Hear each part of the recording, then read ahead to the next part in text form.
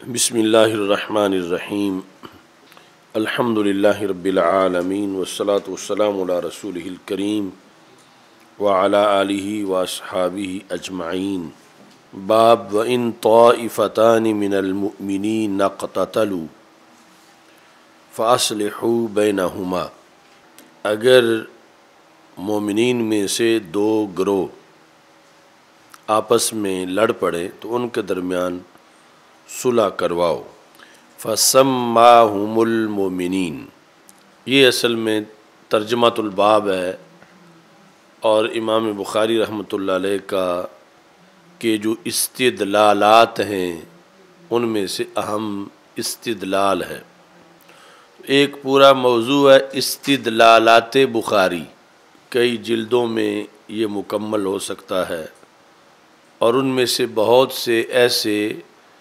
استدلالات ہیں جو ہمارے فقہ حنفی میں بھی بطور اصول لکھے ہوئے ہیں۔ ان اصولوں کو ہی انہوں نے اپنے عہد میں اپنایا اور وہ چیزیں اخذ کیں صحیح بخاری میں احادیث سے،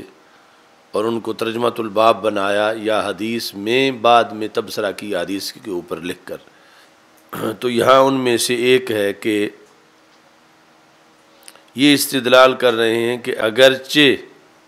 آپس میں لڑنا یہ گناہ ہے،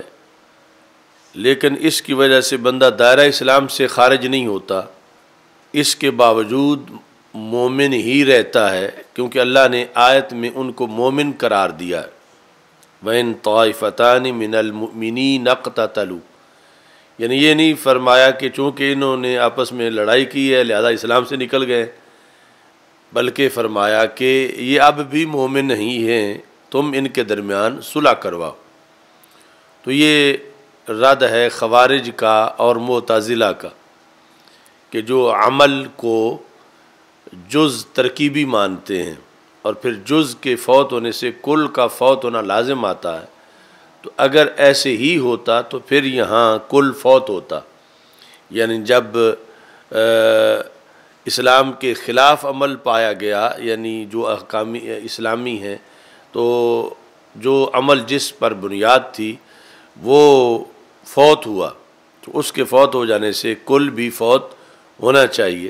جبکہ اللہ نے پھر بھی ان کو مومن ہی کہا ہے۔ تو اس بنیاد پر یہ جو ہماری شروع سے وضاحت آ رہی ہے اس کی بھی حمایت ہوتی ہے کہ یہ محدثین یا امام شافعی یا امام بخاری رحمۃ اللہ علیہ جو جز مانتے ہیں تو یہ ان کی جز نہیں مانتے، ان کی طرح معتزلہ اور خوارج کی طرح جز نہیں مانتے، یعنی یہ جز ترکیبی نہیں مانتے بلکہ جز تزیینی مانتے ہیں۔ تو اس لیے جو رد معتزلہ اور خوارج پہ ہے وہ ان پہ نہیں ہے، اور وہ رد مشترکہ اہل سنت کی طرف سے ان پر ہے، معتزلہ اور خوارج پر۔ جس طرح یہاں اب خود انہوں نے اس ضرورت کو محسوس کیا اور کتاب الایمان کے اندر ہی یہ دلیل لے آئے کہ عمل کی نفی سے ایمان کی نفی نہیں ہوگی، جس طرح کہ فَسَمَّاهُمُ الْمُؤْمِنِينَ کہ اللہ نے پھر بھی ان کو مومن ہی کہا ہے، رب ذوالجلال نے ان کو کافر نہیں کہا۔ اور پھر اس پر جو آگے انہوں نے یعنی جس حدیث سے یہ مسئلہ اخذ کیا ہے، جس حدیث سے یہ مسئلہ اخذ کیا ہے وہ حدیث جو ہے وہ جنگ صفین والی ہے، جو آگے صحیح بخاری میں ذکر ہے، اور ان سے مشترکہ یہ کہا کہ اگرچہ آپس میں ایک قتال تک مسئلہ بن گیا لیکن پھر بھی رب نے دونوں دھڑوں کو مومن ہی کہا ہے۔ فَسَمَّاهُمُ الْمُؤْمِنِينَ، اللہ نے ان کو مومن ہونا ان کا یعنی ان کا نام مومن رکھا ہے، مومن سے ان کو تعبیر کیا ہے۔ یہ آگے اہم حدیث ہے۔ عن الحسن عن الاحنف بن قیس، حسن سے مراد ہے حسن بصری رضی اللہ تعالیٰ عنہ، وہ احنف بن قیس سے روایت کرتے ہیں، کہتے ہیں کہ احنف بن قیس نے کہا کہ میں ذهبت لانصر هذا الرجل، میں جانے لگا تھا یا جا رہا تھا یا چلا گیا تھا کہ میں مدد کروں اس بندے کی۔ اس بندے سے مراد ہیں سیدنا علی المرتضیٰ رضی اللہ تعالیٰ عنہ۔ یعنی میں اب یہ جنگ یا ہو رہا تھا مسئلہ، دونوں جو جنگیں تھیں، تو میں گیا تاکہ میں ان کی مدد کروں۔ اب حاضر رجل یہاں یہ بھی ایک اصول ہے کہ ضروری نہیں کہ جب کسی کا ذکر بطور کنایا کیا جائے تو معاذ اللہ اس سے نفرت ہی ہو تو پھر ہی بطور کنایا کیا جائے۔ محبت کے باوجود بھی بطور کنایا ذکر کیا جا سکتا۔ جیسے یہ نہایت محب تھے بہت بڑے احنف بن قیس حضرت مولا علی رضی اللہ تعالیٰ عنہ کے، لیکن یہ مسئلہ، یہ قصہ بیان کرتے ہوئے حضرت مولا علی رضی اللہ تعالیٰ عنہ کو حاضر رجل سے تعبیر کر رہے ہیں۔ اس بندے کی مدد کرنے کے لیے میں گیا۔ تو یہ اس لیے بھی حوالہ ضروری ہے حاضر رجل کا کہ جس طرح امام بخاری رحمۃ اللہ علیہ نے صحیح بخاری میں بعض جگہ جو اپنا اختلاف کیا ہے حضرت امام اعظم ابو حنیفہ رحمۃ اللہ علیہ سے، تو وہاں بعض الناس سے تعبیر کیا ہے۔ فقال بعض الناس، بعض لوگوں نے یہ کہا، تو مطلب یہ نام نہیں لیا اور کنائے سے یہ کہا۔ تو اس کا یہ مطلب نہیں کہ انہیں کوئی نفرت تھی امام اعظم ابو حنیفہ سے، امام بخاری رحمۃ اللہ علیہ کو، بلکہ کبھی بلند شخصیت اور بڑی شخصیت کی بڑائی بھی اس کا سبب بنتی ہے کہ ان کا نام نہ لیا جائے اور صرف ان کا ویسے جو ہے وہ تذکرہ کر دیا جائے۔ اب اس کی طرف توجہ کرو کہ یعنی یہاں اب ایک محب اپنے محبوب کا ذکر کر رہے ہیں، لیکن پھر بھی انہوں نے حاضر رجل یعنی مبہم طریقے سے نام لیے بغیر ان کا ذکر کر دیا۔ تو ایسا یعنی بعض جگہوں پہ، دوسری جگہوں پہ ہو سکتا ہے کہ کسی کا کوئی اور معاملہ ہو، لیکن ضروری نہیں کہ ہر جگہ اسی کوئی اصول بنا لیا جائے۔ یعنی مبہم تذکرہ کسی کا کبھی ادب کی بنیاد پر بھی کیا جا سکتا ہے۔ تو اس طرح یعنی امام بخاری رحمۃ اللہ علیہ نے جو بعض الناس کہا تو اس کے اندر یہ صورتحال تھی کہ ایک بڑی شخصیت کا اپنے موقف کے ذریعے وہ رد کر رہے تھے، تو اس میں انہوں نے اس بنیاد پہ نام کا ذکر کرنا مناسب نہیں سمجھا۔ اور پھر یہ صرف بعض الناس امام اعظم ابو حنیفہ کو ہی تعبیر نہیں کیا، دوسروں کو بھی بعض جگہ تعبیر کیا۔ تو یہ کوئی ان کے اندر حسد بغض نہیں تھا، بلکہ ایک طریقہ تھا جس کی حمایت ان سے پہلے بھی بڑوں کے تذکرے میں بعض بڑوں کی طرف سے ایسا اسلوب موجود تھا، اور اس کا حوالہ یہ ہے: ذهبت لانصر هذا الرجل فلقيني ابو بکرہ، مجھے حضرت ابو بکرہ رضی اللہ تعالی عنہ ملے۔ تو مطلب یہ تھا کہ یا تو قوی ارادے کو ذہبت سے تعبیر کیا، یا رستے میں تھے تو ذہبت سے تعبیر کیا اپنے آپ کو، کیونکہ لفظ ہے این تریدو، کہاں جا رہے ہو۔ تو یہ اس سے پتہ چلتا ہے کہ سفر شروع کر چکے تھے رستے میں۔ اگر این لشکر میں شامل ہوتے تو اب تو پوچھنے کی ضرورت نہیں، این تریدو، کہاں جا رہے ہو، قبل اس کے کہ اس لشکر میں پہنچ چکے ہوں، لیکن عازم سفر ہوں یا عین سفر میں موجود ہوں، تو انہوں نے پوچھا این تریدو، کہاں جا رہے ہو۔ قلت انصر هذا الرجل، دوبارہ وہ حاضر رجل ہی بولا کہ میں اس بندے کی حمایت کرنا چاہتا ہوں، یعنی حضرت مولا علی رضی اللہ تعالی عنہ کے لشکر میں شریک ہونا چاہتا ہوں جنگ میں۔ قال ارجع،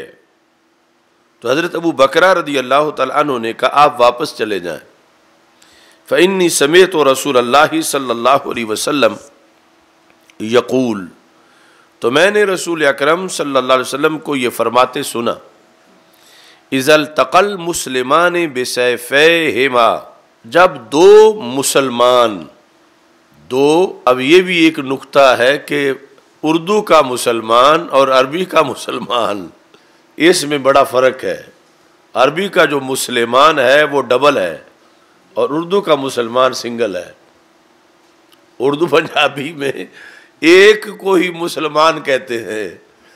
اور عربی میں دو ہوں تو پھر مسلمان کہتے ہیں۔ اتنا عربی اوپر ہے اردو پنجابی کے کہ یہاں جو ہے وہ ایک بندے سے ہی لفظ مسلمان پورا ہو جاتا ہے، مگر وہاں دو ہوں تو پھر مسلمان لفظ پورا ہوتا ہے۔ یہ فرق سمجھانا اور لوگوں کو اردو اور عربی کا تو اس لفظ سے بھی سمجھانا چاہیے کہ ضروری نہیں کہ ہر لفظ جو عربی میں جس طرح ہے اس کو ہو اردو پنجابی میں رائج کیا جائے، یا اردو پنجابی کا جو وہ ہے جس کو سمجھا جا رہا ہے کہ عربی میں بھی اس کا یہی ترجمہ کرو۔ تو یہ مقام مقام کی بات ہے، ادھر کا ایک ادھر کے دو، مگر لفظ ان پر ایک ہی بولا جاتا ہے۔ اذا التقى المسلمان، جب دو مسلمان آپس میں ان کا آمنا سامنا ہو جائے تلواروں کے ساتھ، مطلب کیا ہے کہ آپس میں لڑ پڑے تلواریں لے کر، اور یہ اس وقت کے اصلاح کی بات ہے۔ اب اس کے قائم مقام جو کچھ ہو، مطلب یہ ہے کہ ایسا آلہ جس سے دوسرے بندے کو جان سے مارا جا سکتا ہے، ایسے آلے کے ساتھ آپس میں لڑ پڑے تو پھر فالقاتل والمقتول فی النار، بڑی برداشت سے حدیث بولنی اور سننی پڑتی ہے، اور حق ہے جو سرکار دو عالم صلی اللہ علیہ وسلم نے فرمایا۔ آگے اس کے آداب ہیں کہ واقعے پر منطبق کیسے کرنی ہے، اور امام بخاری نے اس سے کیا حاصل کیا ہے۔ ابھی قطع نظر کہ کس پس منظر میں اس کو بیان کیا جا رہا ہے، احنف بن قیس کیا استدلال کر رہے ہیں اور امام بخاری کیا استدلال کر، اس سے ہٹ کر خود کہ حدیث کے جو الفاظ ہیں ابھی اس کی طرف توجہ کی ضرورت ہے۔ فالقاتل والمقتول فی النار، یعنی ایک تو ہے نا کہ آپس میں تیاری ہو رہی ہے، ایک یہ ہے کہ عین ٹکراؤ ہو گیا ہے، اور ایک یہ ہے کہ ٹکراؤ کے بعد جو ہونا تھا وہ ہو گیا ہے۔ ایک ان میں سے اس التقاء کے بعد قاتل بن گیا ہے اور دوسرا مقتول بن گیا ہے۔ اس پس منظر سے ہٹ کے عام مسلمان مثلا آج جو اس طرح کرتا ہے، تو قاتل اور مقتول یہ دونوں آگ میں ہیں، اور آگ سے مراد ہے معاذ اللہ جہنم کی آگ، جہنم میں ہے۔ تو راوی کہتے ہیں کہ میں نے کہا، یہ حضرت احنف بن قیس رضی اللہ تعالی عنہ، میں نے کہا یہ ہیں سوالات صحابہ رضی اللہ تعالیٰ عنہم جو ہزاروں کی تعداد میں ہیں، اور دوسری طرف ہے جوابات رسول صلی اللہ علیہ وسلم جو ہزاروں کی تعداد میں ہیں۔ تو یہ ایک مستقل موضوع ہے امت کے لیے اور بالخصوص علماء کے لیے، مسائل کے حل کا جو اسلوب ہے اسے سمجھنے کے لیے، اور رسول پاک صلی اللہ علیہ وسلم کی جو اس سلسلہ میں تعلیمات ہیں اسے سمجھنے کے لیے بنیادی طور پر کہ یہ سارے سوالات بھی ذہن میں ہونے چاہیے اور سارے جوابات بھی ذہن میں ہونے چاہیے، اور پھر اس میں یعنی جماعت صحابہ کا جو کردار ہے، جو انہوں نے پوچھ لیا تو بعد والوں کے ہزاروں مسائل کا حل کیا، اس میں ان کا بھی ہم پہ بڑا احسان ہے کہ اگر وہ یہ نہ پوچھتے تو کسی ایک مسئلے کا جواب دینا بھی بعد والوں کے لیے بڑا مشکل تھا، جو انہوں نے ہزاروں پوچھے، اور پھر رسول پاک صلی اللہ علیہ وسلم نے جواب ارشاد فرمائے کہ جو بعد والی صدیوں میں آج بھی اور قیامت تک انشاءاللہ لوگوں کو وہ رہنما کا کردار ادا کریں گے۔ کہتے ہیں کہ میں نے کہا ہاں یا رسول اللہ صلی اللہ علیہ وسلم، ھذا القاتل، یعنی قاتل کا تو جہنم میں جانا سمجھ آ رہا ہے کہ اس نے جو قتل کیا ہے، فما بال المقتول، مقتول کیوں جہنم میں ہے؟ یعنی قاتل تو قاتل تھا جہنم میں گیا، مقتول کیوں جہنم میں؟ ایک تو وہ مارا گیا، دوسرا جہنم میں بھیجا جا رہا ہے۔ یہ میں نے سوال کیا، اور یہ سارے سوالات میں یہ سوالات ہیں، اعتراض نہیں، یعنی جو سوال اور اعتراض میں فرق ہوتا ہے، مطلب یہ ہے کہ رسول اکرم صلی اللہ علیہ وسلم کے جواب پر طعن نہیں، تنقید نہیں، بلکہ استفہام ہے کہ یقیناً جو آپ نے فرمایا وہ حق ہے اور ہمیں اس سے کوئی اختلاف نہیں، لیکن ہمیں سمجھا دیا جائے، آپ مہربانی فرما کہ اس کی حکمت، کہ اس کا سبب کیا بنا کہ مقتول بھی جہنم میں پہنچا۔ تو رسول اکرم صلی اللہ علیہ وسلم نے فرمایا انہو کان، اب یہ ضمیر کا مرجع مقتول، انہو کان حریصا علی قتل صاحبہ، یہ بھی تو اتنا ہی قتل کرنا چاہتا تھا اپنے صاحب کو۔ اب یہاں صاحب ہے وہ دشمن جو مار رہا ہے، کبھی صاحب ہے جگری یار بڑا قریبی، اور کبھی صاحب یہ بھی ہے کہ جس نے اس کو قتل کر دیا ہے، مقتول کو، مقتول کے قاتل کو بھی حدیث میں صاحب کہا گیا ہے۔ پنجابی تے فلانا ساڈا صاحب سر دا تاج ہے، تو اس معنی میں بھی ہے کہ وہ جس سے اس کا ٹکراؤ تھا، اس مقتول کا، صرف وہ حملہ پہلے کر گیا، اگر وہ پہل نہ کرتا تو اس نے بھی اس سے یہی کرنا تھا، اگر ادھر سے پہل نہ ہوتی پھر ادھر سے ہونی تھی، یعنی عزم اس کا اس حد تک تھا۔ تو اس بنیاد پر اگرچہ مقتول ہے لیکن اس کا یہ معاملہ بھی اتنا بنا، یہ جو بعد والوں کی ہم بات کر رہے ہیں کہ یہ بھی اس کا جرم ہے جو اس کو جہنم میں بھیجنے کے لیے کافی ہے کہ اس کی وجہ سے اس کو جہنم میں بھیجا جائے گا۔ اب یہاں ایک یہ مسئلہ بھی پھر زیر بحث آئے گا کہ ویسے تو جو کام نہ کریں وہ کاؤنٹ نہیں ہوتا، جب کوئی گناہ کرے تو پھر ہی شمار ہوتا ہے۔ اب ایک بندہ جو ہے وہ شراب نوشی کا اس نے ارادہ کیا ہے مگر کی نہیں، تو اس امت کا وہ ارادہ نہیں لکھا جائے گا۔ ہاں نیکی کا کرے تو نیکی لکھی جائے گی، گناہ کا کرے تو گناہ کے ارادے پر گناہ نہیں ہے، مگر کرے تو پھر گناہ ہے۔ اور یہاں قتل کیا نہیں ہے مگر ذمے لگ گیا ہے، حالانکہ خود مقتول ہے، تو یہ ارادے کے بعد عزم اور عزم کے بعد عملاً اس صورتحال میں پہنچ چکا تھا کہ جس کام کا اسے موقع نہیں ملا ایک عارضہ کی وجہ سے، یعنی دوسرے اس طرح سمجھو کہ جیسے کنویں میں کوئی چھلانگ لگانے کا ارادہ کرتا ہے، کوئی اس کا عزم کر لیتا ہے، تیسرے نمبر پہ چھلانگ لگا بھی دیتا ہے، لیکن آگے سے نیچے کوئی چیز ہے وہ نیچے گر نہیں سکتا، تو یہ ارادے اور عزم سے اگلی صورتحال تھی کہ اس نے تو اپنی طرف سے لگا دی ہوئی تھی، آگے یہ ہے کہ ادھر سے پہل ہو گئی، یعنی یہ صورتحال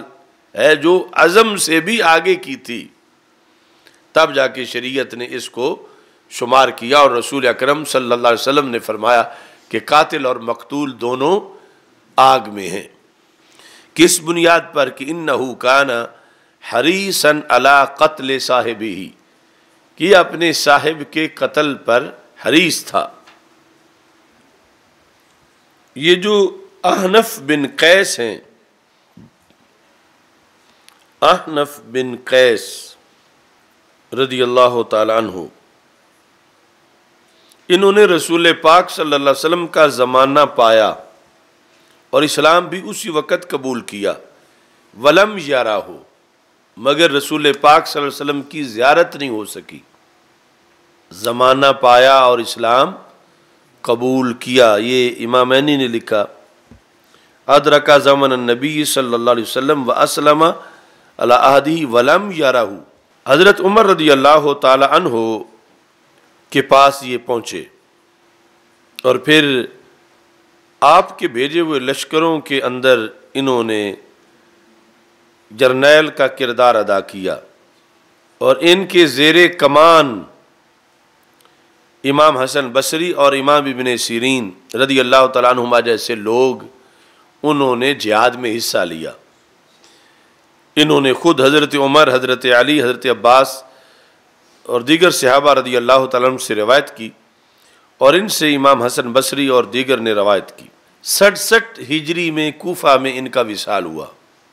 واقعہ کربلا کے بعد 67۔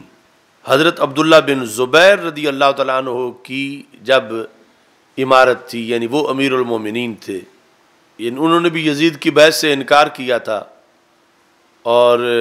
پہلے ان کی حکومت صرف مکہ مکرمہ کے ایریا میں تھی، اور پھر کوفہ تک بھی ان کی حکومت پہنچی۔ تو جب ان کی حکومت اس وقت ان کا وصال ہوا، حضرت احنف بن قیس کا۔ حضرت ابو بکرہ جو ہیں، جو اصل راوی ہیں حدیث کے، ابو بکرہ، ان کا اصل نام جو ہے وہ نفیع ہے، نفیع، نفع کی یہ تصغیر ہے، نفیع بن مسروح۔ طائف والے دن، یعنی جب غزوہ طائف تھا، اس دن کے لحاظ سے ان کو ابو بکرہ کہا جاتا ہے۔ یعنی رسول پاک صلی اللہ علیہ وسلم نے جب فرمایا تھا کہ جو طائف کے قلعے سے نیچے آ جائیں گے تو ان کے لیے امان ہے، تو وہ بکرہ قبیلہ تھا جو لوگ نیچے آئے، تو ان میں سے یہ بھی نیچے آئے۔ تو اس طرح جو جنگ میں آئیں وہ پھر غلام بنتے ہیں، تو ان کو پھر آزاد کیا گیا تھا رسول اکرم صلی اللہ علیہ وسلم کی طرف سے، اور پھر یہ رسول پاک صلی اللہ علیہ وسلم کے موالی میں شمار ہوتے تھے، کیونکہ ان کے معتق رسول اکرم صلی اللہ علیہ وسلم تھے۔ ایمان قبول کیا اور رسول پاک صلی اللہ علیہ وسلم کے موالی کہلائے، اور ساتھ ان کی یہ شان تھی وَكَانَ مِن فُضَلَاءِ الصِّحَابَةِ، فضلاء الصحابہ، کہ صحابہ رضی اللہ تعالیٰ عنہم میں سے جو فضلاء تھے ان میں ان کا شمار ہوتا تھا، کہ ان کا حضرت ابو بکرہ رضی اللہ تعالیٰ عنہ کا، یعنی ابو بکرہ، جس طرح ابو کا لفظ جو ہے یہ استعمال ہوتا ہے والا کے معنی میں، جیسے زید ذو مال، تو اس طرح عربی زبان میں داڑھی والا ہو تو زید ابو اللحیہ، زید داڑھی والا ہے، تو اس طرح ابو بکرہ یعنی بکرہ والا، بکرہ قبیلے والا، یعنی ان کے ساتھ جو گرفتار ہوا اس وقت، نام اور تھا، نام تھا نفیع۔ کان من فضلاء الصحابۃ وصالحیہم ولم یزل مجتہدا فی العبادۃ حتی توفی فی البصرۃ سنۃ 52 52 ہجری میں ان کا وصال ہوا۔ تو یہ بھی ان ہستیوں میں سے ہیں جو ہستیاں عراق میں فوت ہوئیں، صحابہ رضی اللہ تعالیٰ عنہ میں سے، اور عراق میں سے پھر بصرہ میں فوت ہوئیں۔ یعنی جو ریکارڈ ہے بصرہ کے اندر فوت ہونے والے صحابہ کا رضی اللہ تعالیٰ عنہ کا، یعنی موٹا وہ تقریباً 550 صحابہ، لیکن حقیقت میں ہزاروں کا وہ مدفن ہے عراق کی سرزمین، اور ایک صحابی کروڑوں ولیوں سے بڑا ہے۔ تو وہاں میں نے کتاب دیکھی ایک چھوٹی سی، تذہیب الاوراق فی من مات من الصحابۃ بالعراق، تو اس میں یعنی یونس سامرائی جو اس کا مصنف تھا، تقریباً 650 کے قریب صحابہ کا تذکرہ لکھا ہے کہ جن کے نامزد مزارات ہیں، اور ان کے بارے میں تواریخ میں یہ ذکر ہے کہ فلاں جگہ پہ فلاں موقع پر ان کا وصال ہوا، جو یعنی دین پڑھنے کے بعد عراق کی طرف نکلے آگے دین کو پھیلانے میں، اور پھر وہیں آباد ہو گئے اور وہیں ان کا وصال ہوا۔ تو جن کا ان میں سے بصرہ میں ہوا، ان میں جو بڑے ہیں وہ تو حضرت طلحہ ہے، حضرت زبیر ہے، اور بصرہ کے ایک پورے علاقے کا نام ہی الزبیر ہے، اب بھی اس کو الزبیر ہی کہتے ہیں۔ میدان ہے جنگ جمل کا، وہ اسی علاقے میں ہے، اور الزبیر اور حضرت طلحہ اور جو زیادہ دیر بعد پھر وہاں جن کا وصال ہوا آخری صحابی بصرہ میں وہ انس بن مالک رضی اللہ تعالیٰ عنہ ہیں، جو یہ حجاج بن یوسف کے مظالم بھی جنہوں نے برداشت کیے، اور بصرہ میں ان کا مزار ہے۔ تو یہ 52 ہجری میں ان کا وصال ہوا بصرہ کے اندر۔ انہوں نے رسول اکرم صلی اللہ علیہ وسلم سے 132 حدیثیں روایت کی ہیں، یعنی کافی بڑی تعداد ہے ان کی، یعنی بعض عام صحابہ سے جن سے 4 10 15 حدیثیں روایت ہیں، ان کے بھی شاگرد ہیں حضرت حسن بصری۔ تو کانا من فضلاء الصحابہ، ایک بات جو ہے وہ تو ہر صحابی کے لیے ماننا لازم ہے، وہ ہے عدالت۔ آگے پھر کئی طبقات ہیں کہ کچھ مجتہد ہیں، کچھ غیر مجتہد ہیں، کچھ فضلاء ہیں، کچھ غیر فضلاء ہیں، اور یعنی ان کے درجے کے غیر فضلاء اگرچہ بعد والوں کے تو کروڑوں علماء سے بھی وہ بڑے فضلاء ہیں۔ تو ایسے ہی پھر صاحب فتویٰ کون ہیں، جو صحابہ میں سے فتویٰ دیتے تھے، تو اس لحاظ سے تو درجہ بندی ہے، مگر اس لحاظ سے بولنا بھی ناجائز ہے کہ عادل کتنے تھے، کون سے، جب صحابی کا لفظ آیا تو کلہم عدول، الصحابہ تو کلہم عدول، اس کے لیے نہ یہ شرط ہے کہ فتویٰ دیتے ہوں، نہ یہ شرط ہے کہ اجتہاد کرتے ہوں، نہ یہ شرط ہے کہ وہ علمی طور پر کتنے زیادہ پڑھے ہوئے ہوں۔ وہاں صحبت اور عدالت لازم و ملزوم ہے کہ جو بھی مثلاً کلمہ پڑھا اور ساتھ ہی فوت ہو گیا تو پھر بھی وہ عادل ہے، اور روایت اس سے نہیں ملتی کہ کسی نے روایت کی ہو تو پھر بھی وہ عادل ہیں جب ان کا صحابی ہونا ثابت ہے۔ اس طرح یعنی عدالت صحابہ ماننا لازم ہے، کسی کو یہ گنجائش نہیں کہ وہ اس لحاظ سے کوئی تفریق یا درجہ بندی کرے، یعنی بعد والوں پر تو بحث ہوگی لیکن ان پر اس لحاظ سے کوئی بحث نہیں ہوگی، یہ سارے ہی عادل ہیں۔ عدالت صحابہ اس طرح طے شدہ بات ہے۔ تو اب جو نام آئے تھے ان کا بیان ہو گیا کہ حضرت ابو بکرہ رضی اللہ تعالیٰ عنہ فضلاء صحابہ میں سے ہیں، اور احنف بن قیس نے بھی کلمہ تو رسول اکرم صلی اللہ علیہ وسلم کے زمانے میں ہی پڑھا ہے مگر ملاقات نہیں ہو سکی۔ ان سے پھر ان کے شاگرد جو ہیں وہ حضرت حسن بصری جو خود تابعی بھی ہیں اور مولا علی رضی اللہ تعالیٰ عنہ کے بھی شاگرد ہیں،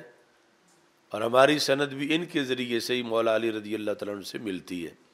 حضرت حسن بصری، یعنی یہ جو میری عراق کی اجازت تدریس علوم ہے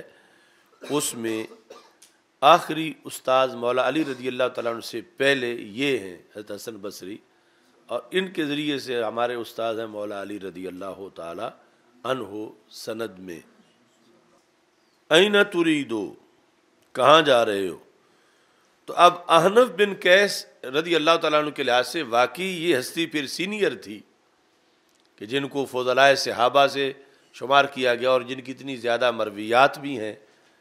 اور پھر لمبی عمر بھی پائی، اور یہ اس زمانے میں بھی زندہ تھے اور بزرگ تھے جب یہ معاملات چل رہے تھے۔ تو مطلب کیا تھا ان کا یہ حدیث بیان کرنے کا کہ تم گھر بیٹھو، تم کسی طرف بھی شریک نہ ہو، یہ مقصد تھا۔ یہی سمجھ آ رہا ہے نا کہ تم نہ جاؤ، کیونکہ صحابہ رضی اللہ تعالیٰ عنہم کے 3 طبقے تھے، اس میں 3 طبقے تھے۔ ایک طبقہ پورا ان کا تھا جو کسی طرف بھی شریک نہ ہوئے، ان کا اجتہاد وہ کہتا تھا۔ ایک اجتہاد حضرت مولا علی رضی اللہ تعالیٰ عنہ کا تھا، دوسرا حضرت امیر معاویہ رضی اللہ تعالیٰ عنہ کا، یا حضرت عائشہ صدیقہ رضی اللہ تعالیٰ عنہ کا، اور ایک تھا ان کا جو ایک کثیر تعداد تھی کہ ہمیں کسی طرف بھی نہیں جانا چاہیے، وہ چپ کر کے گھر بیٹھے ہوئے تھے۔ ان میں وہ ہستیاں بھی نہیں صحابہ میں سے، اب آئے گا حضرت عمار رضی اللہ تعالیٰ عنہ جب ان کے ساتھ جا کر ملے اور انہیں دعوت دی کہ تم کیوں نہیں شریک ہو رہے اس میں؟ اور انہوں نے انہیں کہا کہ تمہیں تو بڑی جلدی کرنی چاہیے تھی۔ انہوں نے کہا ہمیں اس پہ افسوس ہے کہ تم نے اس میں جلدی کیوں کی کہ تم اتنا جلدی ساتھ کھڑے ہو گئے۔ یہ بخاری شریف میں آگے تذکرے میں آ رہا ہے۔ اور پھر یعنی ایسا نہیں تھا کہ آپس میں کوئی ان کی کفر اسلام کی جنگ ہو جائے اس بیس پر، بلکہ جن کے پاس وہ گئے تھے انہوں نے پھر انہیں جبہ پہنایا، کہا یہ جبہ لو، نماز پڑھو اور یہ باتیں چھوڑو تو بس۔ یہ آگے بخاری شریف میں وہ حدیث آ رہی ہے۔ یعنی تحفہ دیا اور جس کو قبول کیا حضرت عمار رضی اللہ تعالیٰ عنہ نے اس تحفے کو، یعنی یہ دلیل اس کی ہے کہ اس طرح کی گفتگو کر کے بھی انہوں نے مقاطعہ نہیں کی آپس میں، بائیکاٹ، اور پھر بھی یعنی ان کا جو شرعی طریقہ تھا محبت کو آگے مزید بڑھانے کا، اس سلسلہ میں تحفہ پیش کیا، اور اس سلسلہ میں حضرت عمار نے قبول بھی کیا۔ یہ نہیں کہا کہ تم نے میری بات نہیں مانی تو میں جبہ بھی نہیں پہنوں گا۔ تو نہ ان کو جبے کی بھوک تھی اور نہ انہوں نے رد کیا، مگر یعنی وہ جو درمیان میں ایک مفہوم ہے اس کو ثابت کر دیا، اسے قبول کر کے اسے پہن کے۔ تو جتنا ذکر حدیث شریف میں ہے اس میں انہوں نے وہ لفظ بھی بول دیے، قال ارجع، میں انہوں نے کہا لوٹو، جہاں جا رہے ادھر نہ جاؤ، اس بیس پہ نہ جاؤ کہ میں نے یہ حدیث سنی ہوئی ہے۔ یعنی جاؤ گے تو پھر آگے نتیجتاً یہ نوبت آ سکتی ہے کہ ادھر بھی مسلمان ہیں، اور جدھر آپ نے کھڑا ہونا ادھر بھی مسلمان ہیں، اور جب تلواریں پکڑ کے نتیجتاً اگرچہ اگلا حکم ہم اخذ نہیں کر سکتے یہاں سے، اور نہ ہی اگلا حکم ہے، وہاں جو قاتل و مقتول ہوئے نتیجتاً وہ سارے جنتی تھے اور جنتی ہیں۔ لیکن یہ روکتے وقت چونکہ حدیث کوئی نامزد تو نہیں تھی، مگر حدیث سے وہ ایک استدلال کر رہے تھے انہیں وہاں جانے سے منع کرنے کے لیے۔ یعنی یہ نہ جانے کا استدلال تو کیا جا سکتا ہے، مگر اس سے ان کے میں سے کسی کے بارے میں بھی وہ استدلال نہیں کیا جا سکتا، کیونکہ حدیث تو مطلقاً جب فرمایا گیا تھا سرکار کی طرف سے، کوئی اس موقع کے لیے تو نہیں فرمایا گیا تھا، لیکن اس سے قبل اس کے کوئی ادھر جائے اس سے استدلال ہو سکتا تھا، جو وہ صحابی کر رہے تھے۔ کون صحابی کر رہے تھے؟ حضرت ابو بکرہ، جن کا نام کیا تھا؟ نفع رضی اللہ تعالی عنہ۔ اب یہ لوگ جو لوگ بے لگام ہو کے حدیث بیان کرتے ہیں یا پڑھتے پڑھاتے ہیں، یہ مرزا جہنمی جیسے کہ بخاری میں یہ لکھا ہے، بخاری میں یہ لکھا ہے، بخاری میں یہ لکھا ہے، تو پھر بخاری میں تو یہ بھی لکھا ہے جو آپ پڑھ رہے ہیں، تو اس سے کیا کسی کے لیے جائز ہے کہ ان ہستیوں میں سے جو سربراہ تھے دونوں طرف یا بطور کارکن تھے کہ کسی کے لیے یہاں سے آگے استدلال کرے؟ ہرگز جائز، اور وہ یقیناً جنتی تھے اور ہیں، اور حدیث بھی ہے، اور حدیث ایک صحابی ایک اس بندے کے سامنے پیش کر رہا ہے جس نے کلمہ سرکار صلی اللہ علیہ وسلم کے زمانے میں پڑھا تھا، اور اسے گھر بٹھا رہے ہیں۔ اب یہ جو روک رہے ہیں تو پھر حدیث تو بظاہر تو کوئی اگر نص بھی ہو تو وہ کہہ سکتا ہے کہ وہ قاتل اور مقتول میں قاتل کے اندر جو وہ نامزد کیا جا رہا ہے ایک ہستی کو جن کی طرف جانے سے روکا جا رہا تھا، اور یہاں سے معاذ اللہ وہ مطلب نکالے جہنمی ہونے کا اور ناری ہونے کا، تو ناس بھی تو کہہ سکتا ہے مگر سنی نہیں کہہ سکتا، اور نہ ہے ایسا۔ تو حدیث پڑھانے کے آداب ہیں، بیان کرنے کے آداب ہیں۔ ہاں اگر نس بھی ہوگا تو وہ مرزا جہنمی کو آگے سے یہ حدیث اسی مطلب میں سمجھا دے گا، اسی طرح بے لگام ہو کر، جس طرح وہ حضرت عمار رضی اللہ تعالیٰ عنہ کے بارے میں جو فرمان رسول اللہ صلی اللہ علیہ وسلم ہے تقتلک الفئہ الباغیہ کو جس طرح یہ مرزا جہنمی یا اس طرح کے لوگ بیان کرتے ہیں، اس فئہ باغیہ والے لفظ سے کیا یہ لفظ بڑا نہیں ہے؟ اور کیا کبھی اہل سنت نے اس کو چسپاں کیا حضرت مولا علی رضی اللہ تعالیٰ عنہ پر؟ نہ کیا، نہ کر سکتے ہیں، نہ کریں گے۔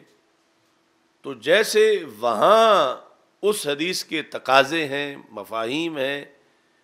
اور اس کے لحاظ سے اصول ہیں حدیث کے، کہ جس فئہ کو فئہ باغیہ کہا اسی کو تو 3 مرتبہ فئہ عظیمہ بھی فرمایا۔ تو فئہ باغیہ اور فئہ عظیمہ آپس میں دونوں آمنے سامنے لاؤ مفہوم میں بھی، تو پھر بھی یہ ہوگا کہ چلو آپس میں برابر ہو گیا سلسلہ۔ زبان رسالت نے ہی فئہ باغیہ کہا تھا اور زبان رسالت نے ہی فئہ عظیمہ کہا۔ ان ابنی ھذا سید لعل اللہ ان یصلح بی بین الفئتین العظیمتین من المسلمین۔ تو وہاں جو عظیمتین ہیں ان میں ایک عظیمہ فئہ ہے فئہ مولا علی رضی اللہ تعالیٰ عنہ، اور دوسری عظیمہ فئہ ہے فئہ معاویہ رضی اللہ تعالیٰ عنہ۔ تو جب زبان رسالت اسے ہی پھر فئہ عظیمہ بھی کہہ رہی ہے، تو پھر یا تو فئہ باغیہ کا وہ معنی لینا پڑے گا جو عظیمہ کے منافی نہیں ہے، اور اگر کوئی اس سے ہٹ کے لیتا ہے تو پھر جس وقت اس کی معارض آ گئی ہے اور کئی بار آ گئی ہے تو پھر وہ مطلب آگے لینا جائز نہیں ہوا۔ سمجھ آ رہی ہے نا سائیں؟ تو پھر یہ بندے کا جہنمی ہونا ہے کہ اسے فئہ باغیہ تو یاد ہو مگر فئہ عظیمہ یاد نہ ہو۔ تو اب یہ حدیث شریف اہل سنت جو ہیں وہ یہاں سے کوئی ایسا استدلال نامزد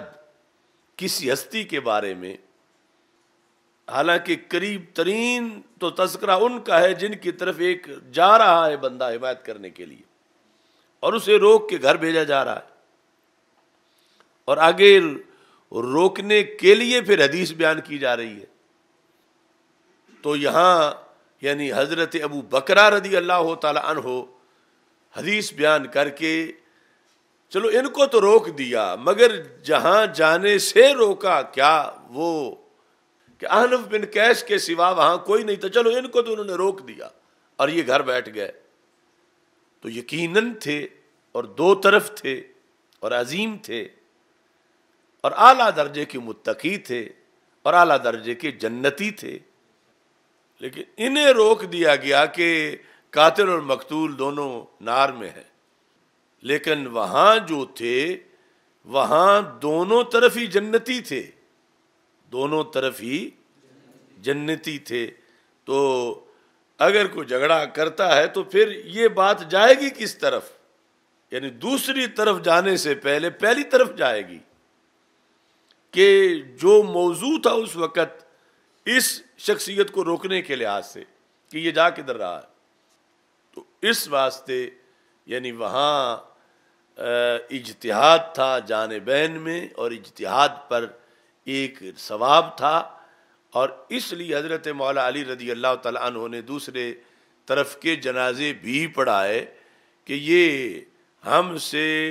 جنگ کر کے بھی ایمان سے باہر نہیں نکلے، کرنے کے بعد بھی خود جب وہ شہید ہوئے پڑے تھے، جانیں روح نکلی پڑی تھیں، تو پھر بھی جنازہ ان کا پڑھایا اور دیننا واحد فرمایا کہ ہمارا دین ایک ہے، ہم ایک ہیں۔ جب کہ ادھر جنگ بھی ہو چکی تھی اور جو ناری ہوں ان کے تو جنازے نہیں پڑھائے جاتے، خلود فی النار جن کے لیے ثابت ہو۔ تو بہرحال یہ جو حدیث ہے اس کو پیش کر کے پہلے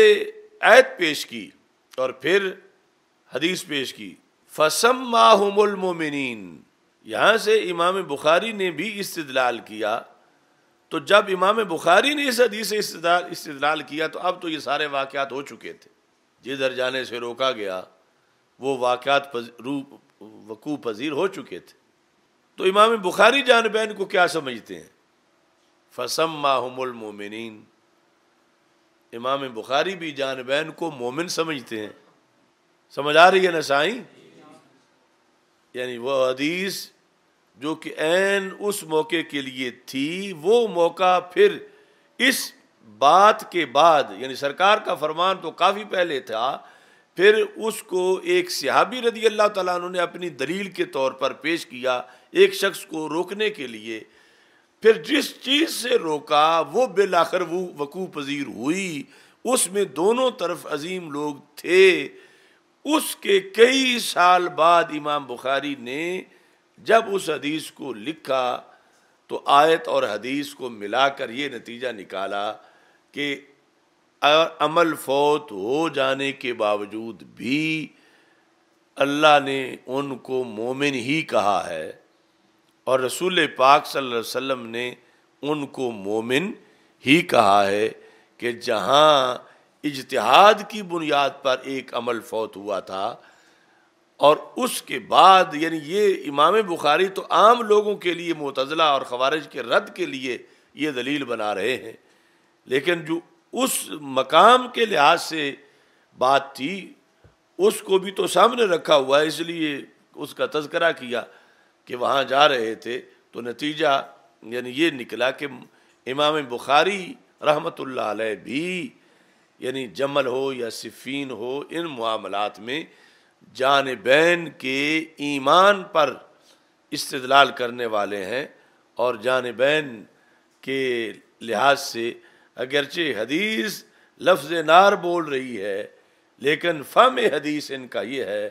کہ وہ مومنین ہیں، اور ان کو مومن سمجھا جائے جو دونوں طرف موجود تھے، اس پر مومن ہونے کا یقین کیا جائے۔ اچھا جی، اب یہاں خوارج کہتے ہیں کہ ایسی صورت میں بندہ کافر ہو جاتا ہے، معتزلہ کہتے ہیں کہ مسلمان نہیں رہتا، یعنی جو ان کا مذہب ہے یہی پڑھتے آ رہے ہو نا کہ وہ منزلہ کے قائل ہیں، معتزلہ منزلہ کے قائل ہیں، اور خوارج جو ہیں وہ کہتے ہیں نہیں وہ تو مومن نہیں رہا، کافر ہو گیا۔ تو اب جنگ جمل اور صفین پر خارجی تبصرہ کیا ہوگا اور معتزلی تبصرہ کیا ہوگا، اور پھر سنی عقیدہ کیا ہوگا؟ یعنی معتزلہ اور خوارج تو معاذ اللہ معتزلہ کو لازم یہ آ رہا ہے اپنے اس اصول پر، لازم ان کو یہ آ رہا ہے کہ وہ جانبین کے معاذ اللہ ایمان کا انکار کر دیں، اور خوارج آگے کفر کا بھی قول کرے معاذ اللہ۔ یعنی یہ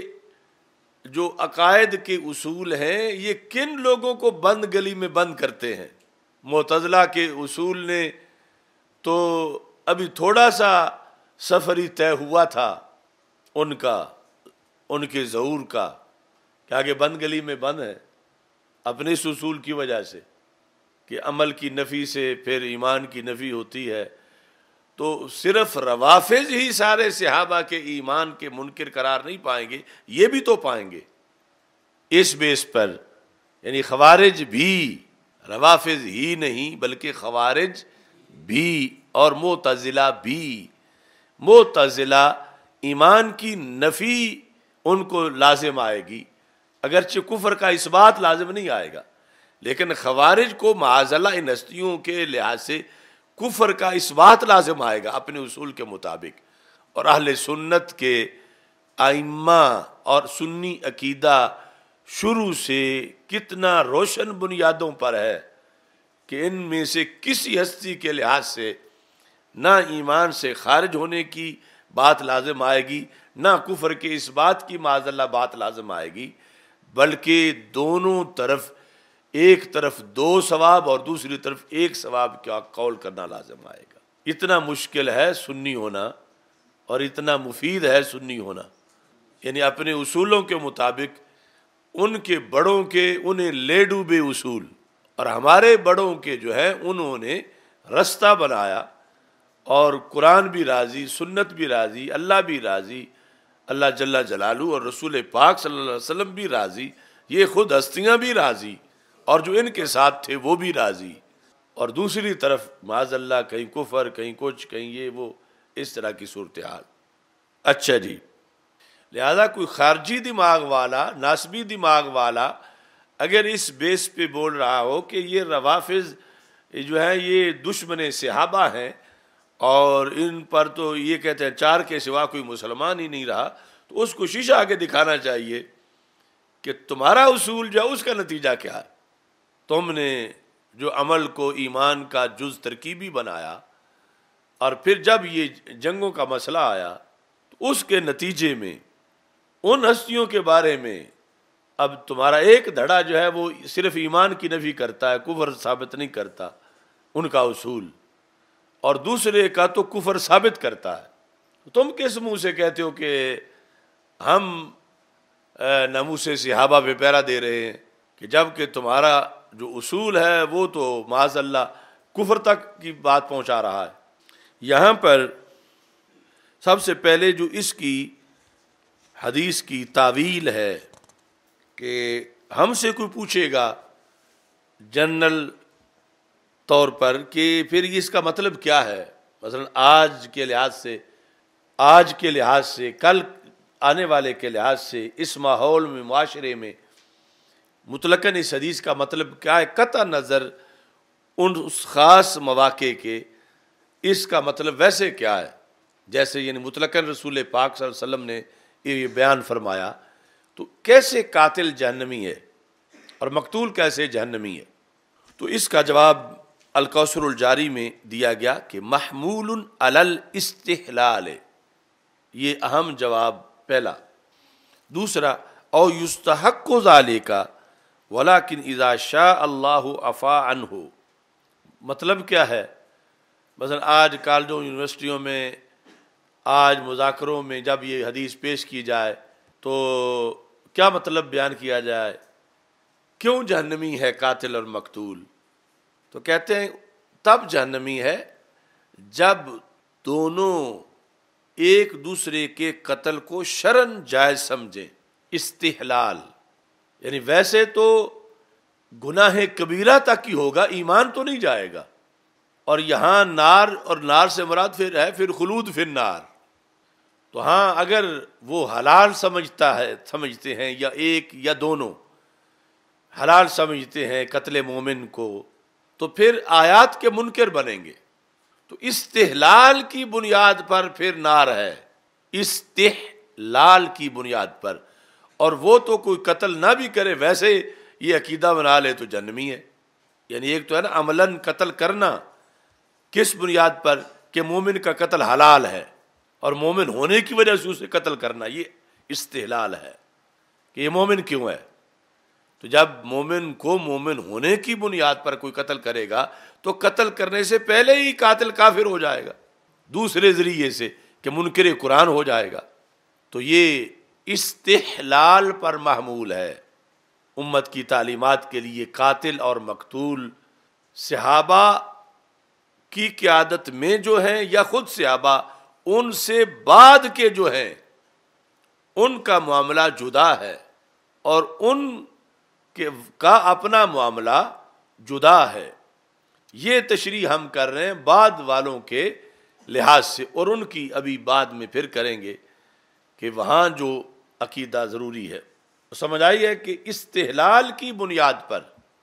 کافر ہے جہنمی ہے، تو وہ تو پھر دونوں طرف جب استحلال ہے تو یہ عمل کرنے سے پہلے ہی جہنم آ جائے گی۔ آگے پھر ایک قاتل ہے اور دوسرا مقتول ہے، اور پھر مقتول نے اگرچہ قتل نہیں کیا لیکن جب وہ نظریہ رکھتا ہے کہ یہ جو میرا بندہ ہے قاتل، اس کو شرعاً قتل کرنا حلال ہے، تو وہ بھی اپنا یہ سیٹ پہلے ہی حاصل کر چکا ہے مقتول ہونے سے پہلے، یعنی جہنم والی۔ تو یہ ہے محمول علی الاستحلال۔ دوسرا جواب یہ ہوگا کہ پھر نار سے مراد لیا جائے دخول فی النار، اور یہ ہوگا کہ وہ مستحق ہے اس چیز کا کہ اس کو آگ میں داخل کیا جائے، لیکن اللہ جب چاہے اسے معاف کر دے تو داخل کیے بغیر ہی معاملہ کلیئر ہو جائے، اور چاہے تو داخل کرے وہ،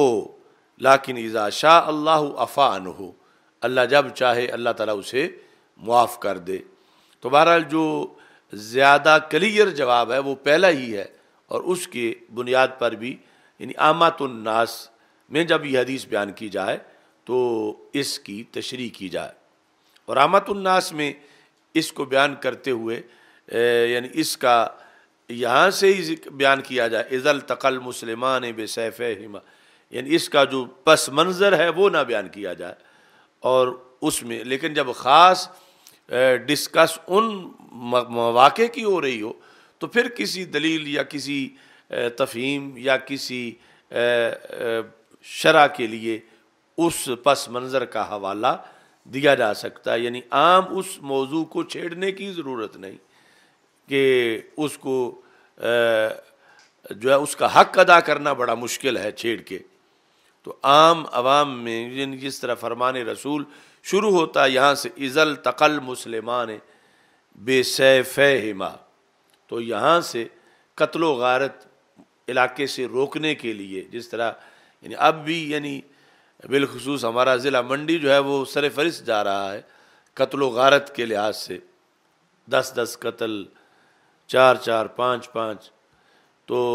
یعنی ان مسلمانوں کو یہ سمجھانا چاہیے کہ رسول اکرم صلی اللہ علیہ وسلم یہ فرما چکے ہیں، اور یہ عارضی زندگی ہے اور وہ جہنم دائمی ہے، تو کیوں اتنا اپنے لیے وبال بناتے ہو؟ دنیا کھلی ہے، زمین کھلی ہے، خود بھی جیو، اوروں کو بھی جینے دو۔ اور سرکار دو عالم صلی اللہ علیہ وسلم،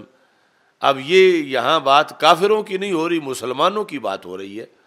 کہ جب مسلمان ایسا کریں آپس میں آمنے سامنے بندوقیں لے کر، تو پھر قاتل اور مقتول جو ہے وہ نار میں ہے،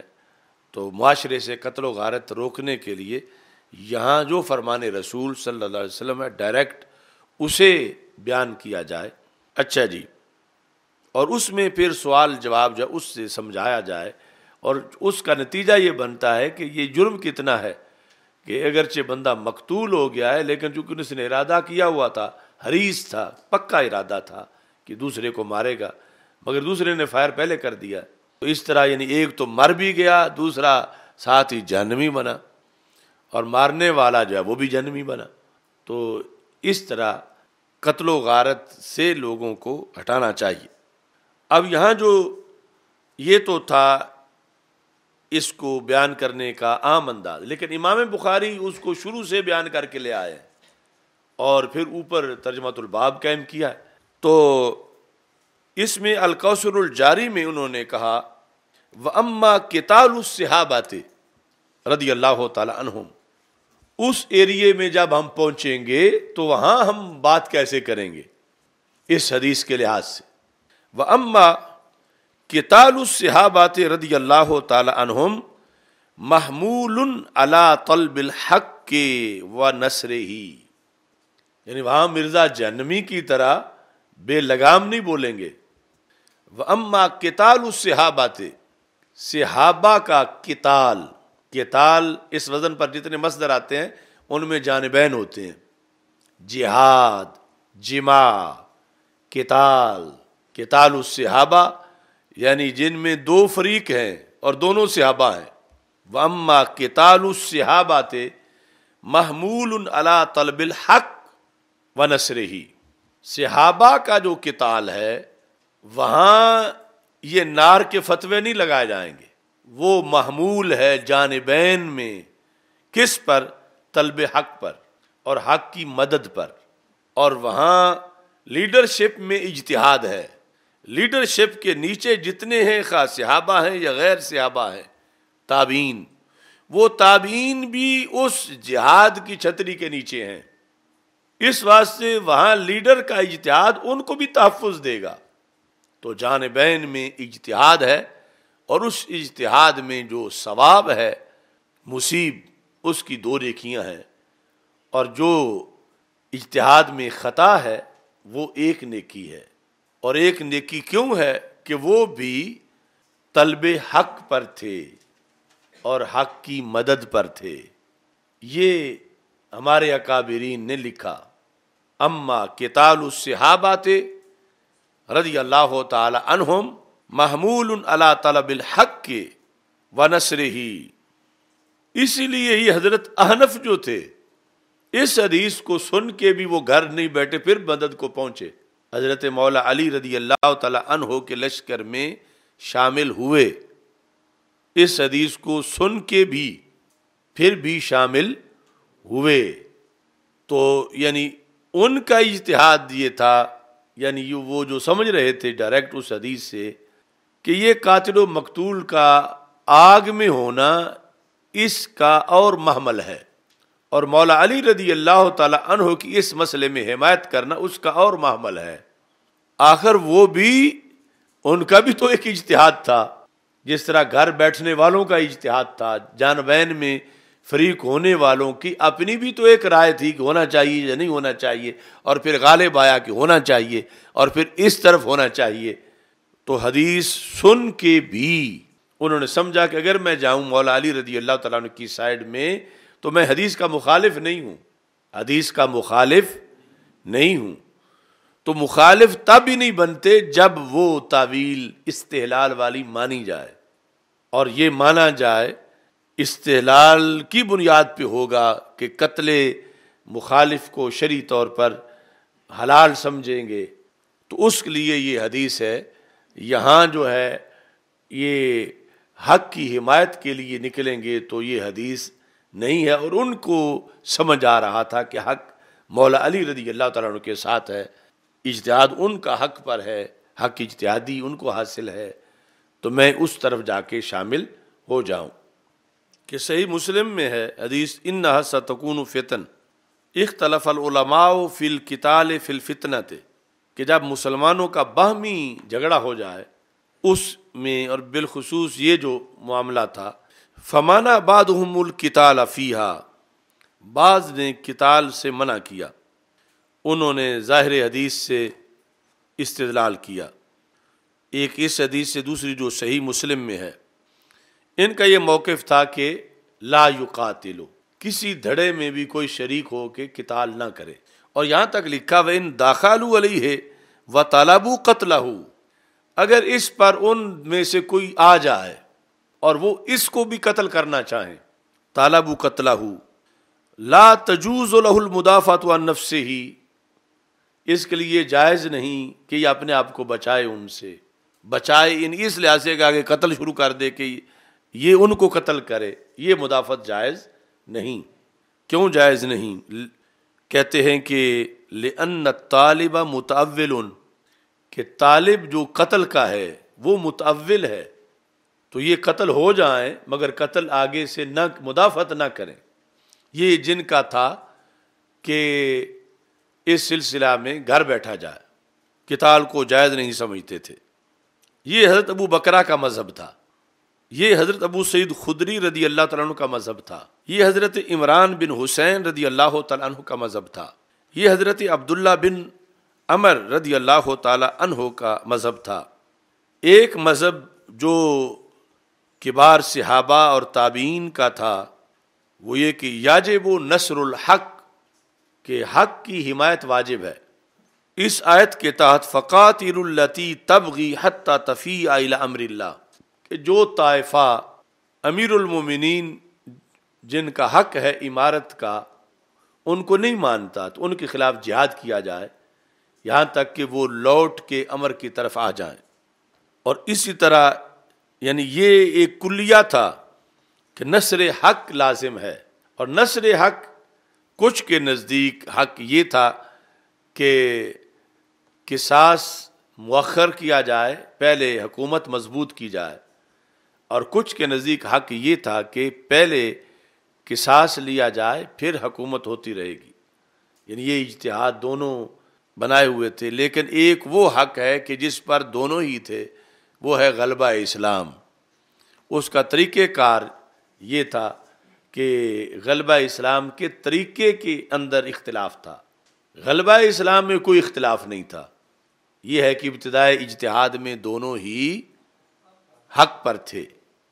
ابتدائی اجتہاد میں، کہ ابتدائی اجتہاد میں فریقین میں سے کوئی بھی ایسے نہیں تھے کہ جن کا مقصد دنیا ہو، جن کا مقصد اقتدار کا لالچ ہو، دنیا داری ہو۔ ابتدائی اجتہاد میں دونوں ہی اس پر 100% قائم تھے، دونوں فریق اور دونوں لیڈر، کہ اسلام غالب آئے۔ اب حالات موجودہ کے لحاظ سے اسلام کیسے غالب آئے، کیا چیز پہلے ضروری ہے؟ تو مولا علی رضی اللہ تعالی عنہ اور آپ کے ساتھ جو موجود تھے ان کا یہ تھا کہ شکنجے میں کسی کو جکڑنا ہے تو پہلے شکنجہ تو مضبوط کریں، پھر ہم جکڑیں گے ان کو۔ لازم ہے اسلام کی سربلندی کے لیے کہ پہلے حکومت مضبوط ہو، پھر قاتلوں کو جکڑیں گے۔ تو دوسری طرف سے اسلام کے غلبہ کے لیے یہ لازم ان کا اجتہاد کہہ رہا تھا کہ امیر المومنین جیسی ہستی کے قاتل دندناتے پھریں تو اس طرح پھر اسلام کیسے غالب آئے گا؟ پھر نئے امیر المومنین کو شہید کر دیا جائے گا۔ تو پہلے امیر المومنین جو شہید ہوئے ہیں ان کا پہلے بدلہ لیا جائے، اور اس کے بعد اسی سے حکومت مضبوط ہوگی اور اسی سے اسلام غالب آئے گا۔ تو غلبہ اسلام میں اتفاق تھا دونوں طرف 100%۔ یہ ہے ابتدائی اجتہاد میں دونوں ہی حق پر تھے، اور دونوں میں سے اگر معاذ اللہ کہیں دنیا داری ہوتی تو پھر ہوتا کہ ایک حق پر ہیں دوسرے حق پر نہیں ہیں۔ ابتدائی اجتہاد میں دونوں ہی حق پر ہیں، انتہائی اجتہاد میں ایک حق پر ہیں، اور وہ حق وہ نہیں جو باطل کے مقابلے میں ہوتا ہے، وہ حق اجتہادی ہے جس کے مقابلے میں مخالف فریق پر خطا اجتہادی کا قول آئے گا۔ تو مولا علی رضی اللہ تعالیٰ عنہ انتہائی اجتہاد میں بھی حق پر تھے اور ہیں، اور وہ حق اجتہادی ہے۔ اور حضرت امیر معاویہ رضی اللہ تعالیٰ عنہ ابتدائی اجتہاد میں تو حق پر تھے اور ہیں، لیکن انتہائی اجتہاد میں حق پر نہیں تھے بلکہ خطا اجتہادی پر تھے۔ یہ یعنی آگے جا کے اس کی تشریح ہوگی۔ اب یہاں پر انہوں نے لکھا، یہ جملے قابل غور ہیں،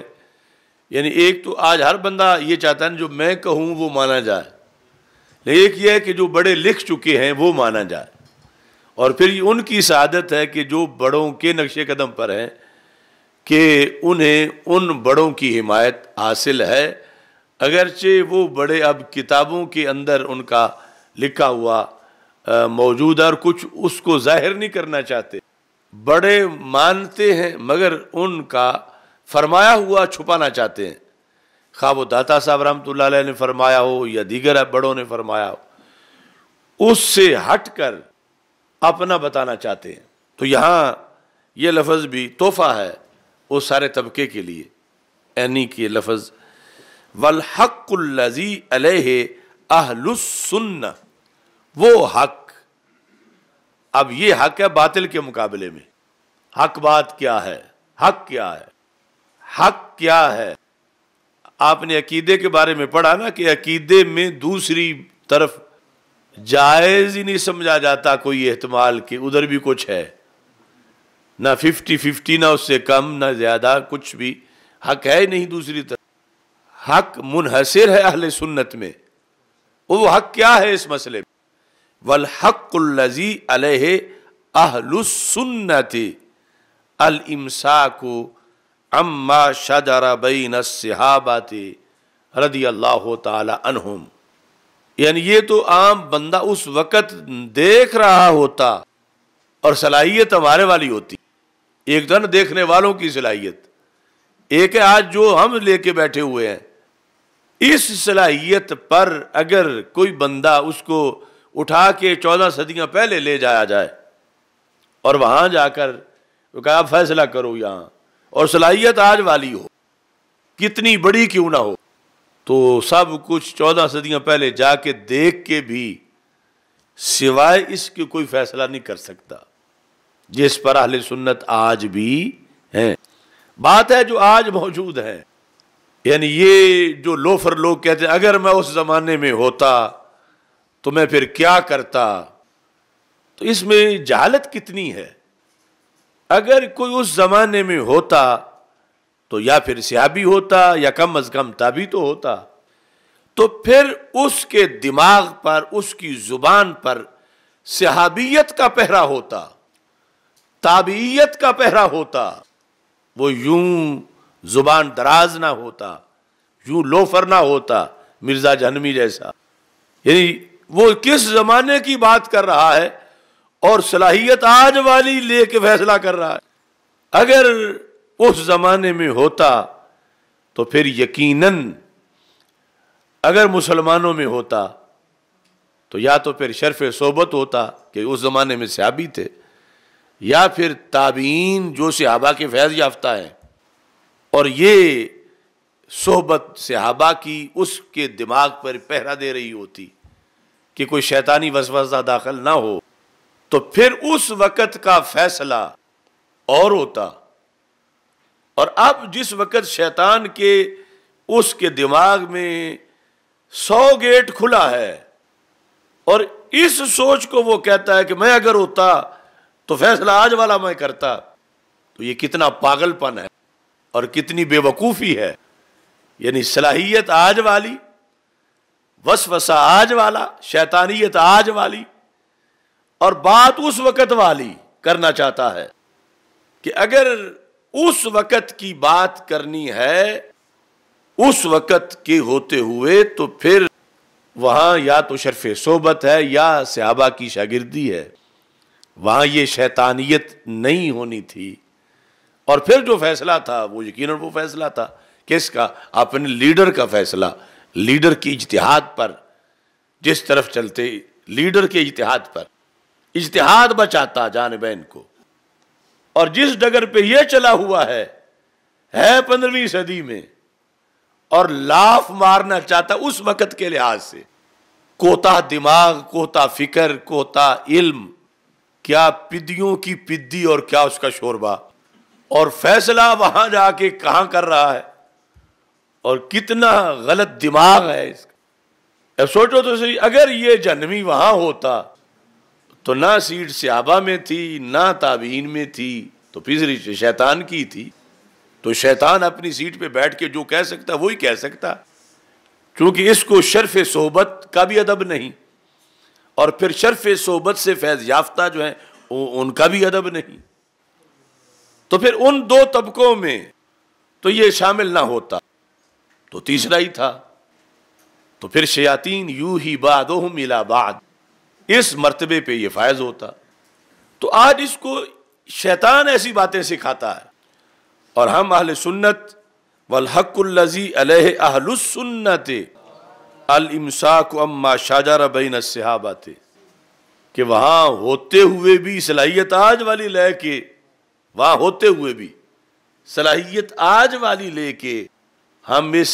حیثیت میں نہیں تھے کہ کوئی اپنا فیصلہ کریں ان سے ہٹ کے۔ صلاحیت آج والی ہوتی، وقت وہ ملتا، پھر بھی ہم نے کسی کے اجتہاد کے زیر تابعی ہونا تھا۔ آج والی صلاحیت سے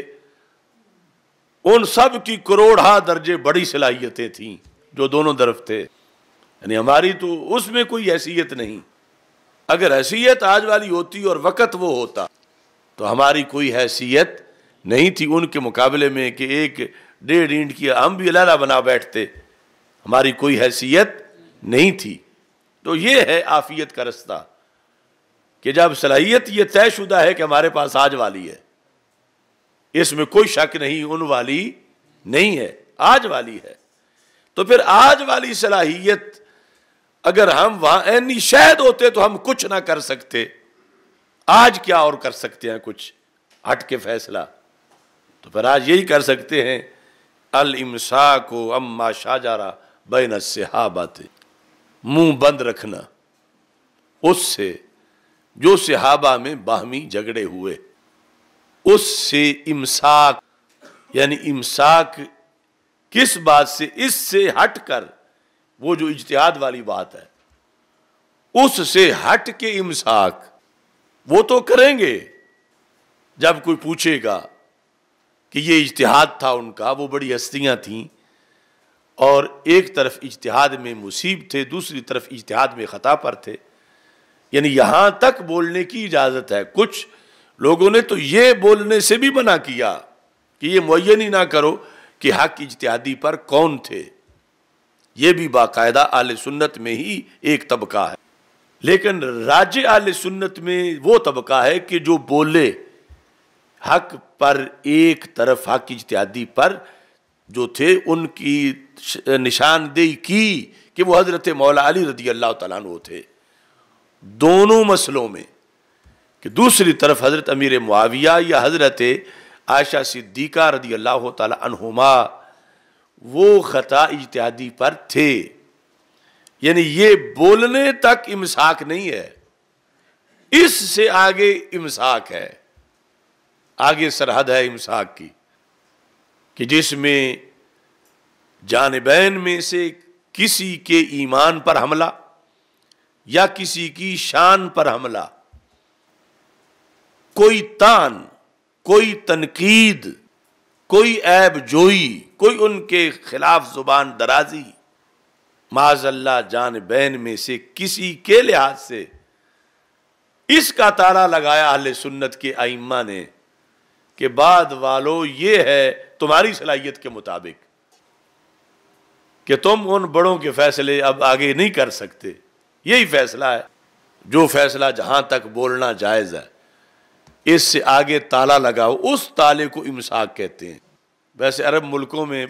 امساک کا پتہ کیا مطلب ہے؟ ہم بغداد شریف میں رمضان میں جب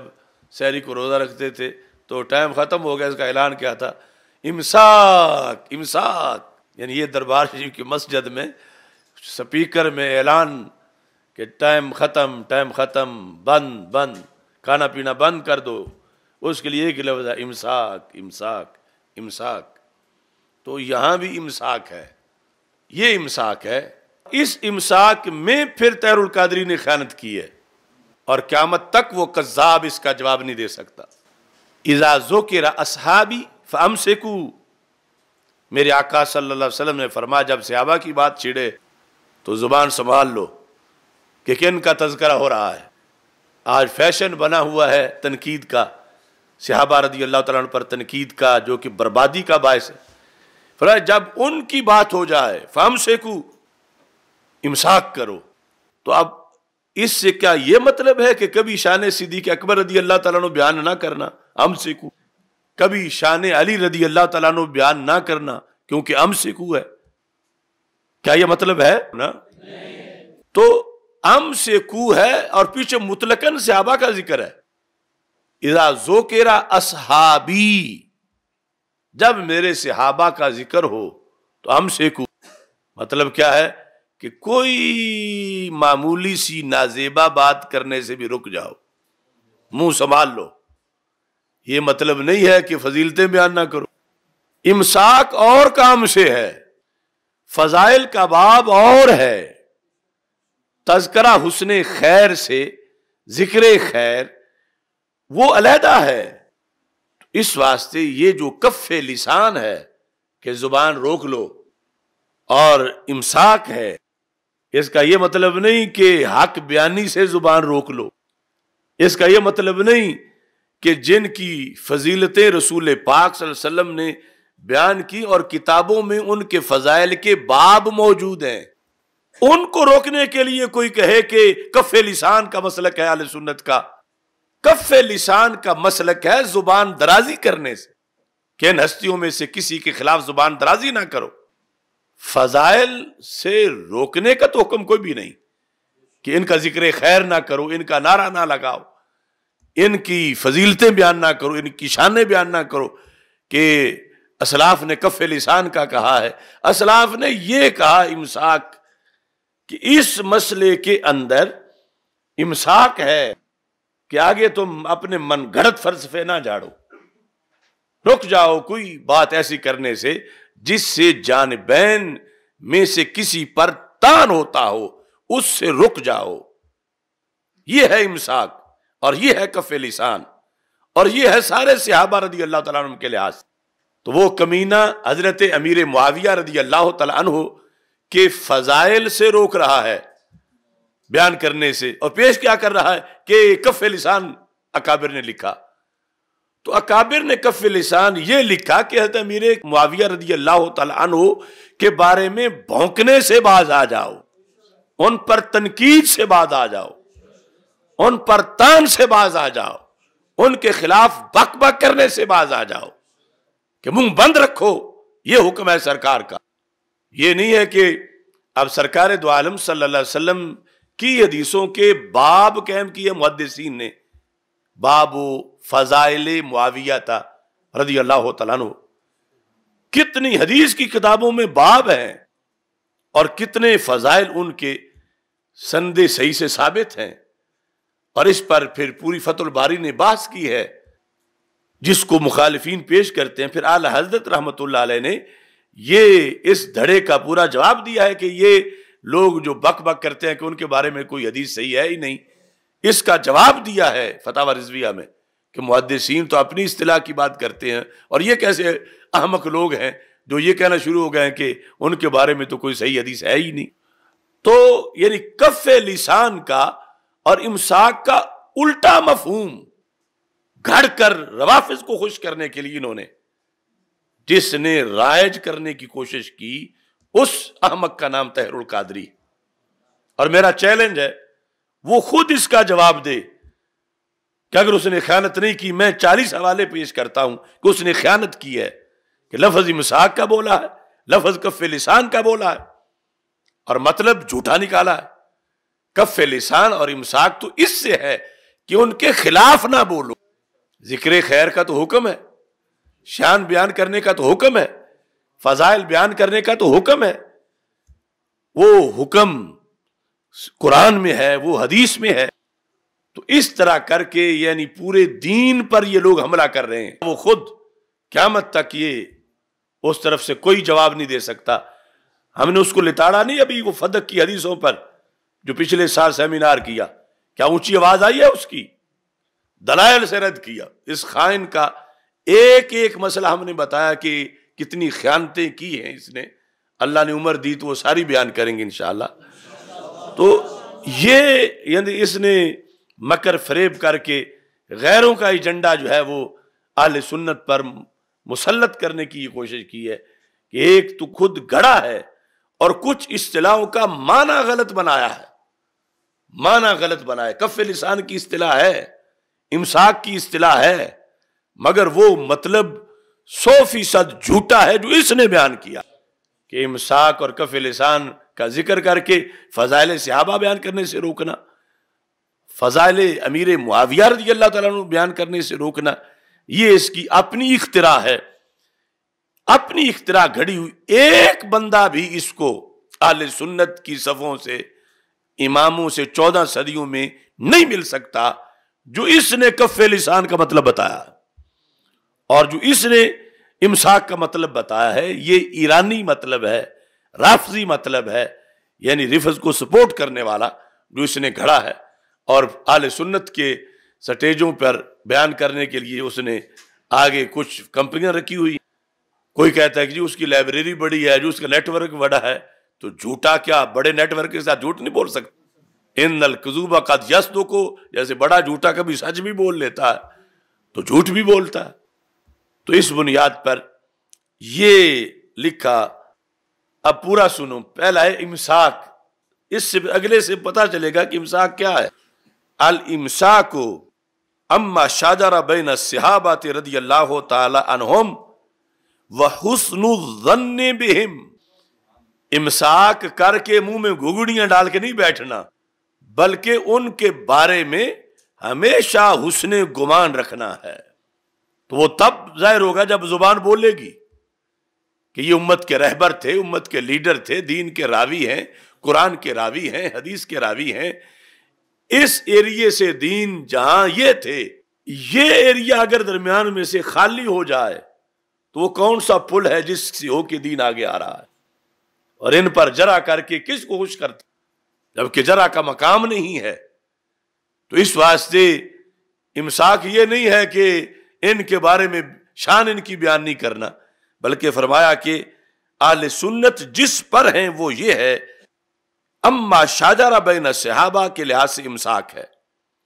وحسن الظن بہم، ان کے بارے میں حسن گمان رکھنا۔ یہ تاریخوں کے بولے ہوئے جھوٹ موٹ سب ڈیلیٹ، ذہنوں میں ان کے بارے میں حسن ظن رکھنا، اور ساتھ والتاویل لہم، جب کوئی ایسی بات آئے کہ جو اعتراض بنتی ہو یا بنایا جا رہا اس کو، تو وہاں یہ نہ کرو کہ ہمارا اب اس سے کیا، ان کی باتیں ہیں، ہم کیوں دفاع کریں۔ والتاویل لہم، یہ اہل سنت کا فرض ہے کہ وہاں دفاع کے لیے بولیں، اس کی تعویل کریں جو ان کے شایان شان ہے، جو کتابوں میں لکھی ہوئی ہے، تعویل کریں۔ اس پر اہل سنت ہیں، امام عینی کہہ رہے ہیں صدیوں سے، اور صرف یہ نہیں، ہزاروں اس کے حوالے اس پر ہیں کہ ایک تو امساک کرنا ہے، دوسرا حسن ظن رکھنا ہے، تیسرا تعویل کرنی ہے، وَالتَّعْوِيلُ لَهُمْ، چوتھا اصل یہ تعویل کا ہی بیان ہے کہ کیا تعویل کرنی، وَالتَّعْوِيلُ لَهُمْ وَأَنَّهُمْ مُجْتَهِدُونَ مُتَأَوِّلُونَ، کہ وہ سارے مجتہد تھے، یعنی لیڈرشپ جن کا مسئلہ تھا ان کو، یعنی یہ نہیں بیان کیا جا کہ ہر ایک صحابی، چونکہ مجتہد صحابہ کی ایک لسٹ ہے، لیکن یہ واضح ہے کہ ان میں سے ہر ایک جو غیر مجتہد بھی تھا، فکری علمی طور پر ہم جیسوں سے کروڑوں درجہ افضل تھا۔ ایک جھلک جو رسول پاک صلی اللہ علیہ وسلم کی انہوں نے دیکھی، ہم کروڑوں سال کروڑوں کتابیں پڑھ کے بھی وہ معرفت نہیں پا سکتے جو انہیں مل گئی۔ کس پر ہے اہل سنت کہ یہ کہیں انہم مجتہدون متأولون لم یقصدوا معصیتا، کسی دھڑے نے بھی معصیت کا ارادہ نہیں کیا تھا۔ اب یہاں کسی کا استثناء نہیں کہ ایک دھڑے کی بات ہو رہی ہے، کسی ایک کی نہیں، دونوں طرف مجتہد تھے، متأول تھے، لم یقصدوا معصیتا، انہوں نے ہرگز گناہ کا ارادہ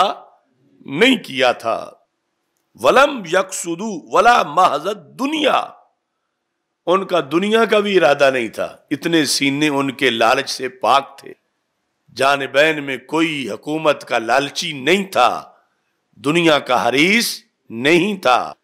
فَمِنْهُمُ الْمُخْطِئُ فِي اجْتِهَادِهِ وَالْمُصِیبُ، ان میں سے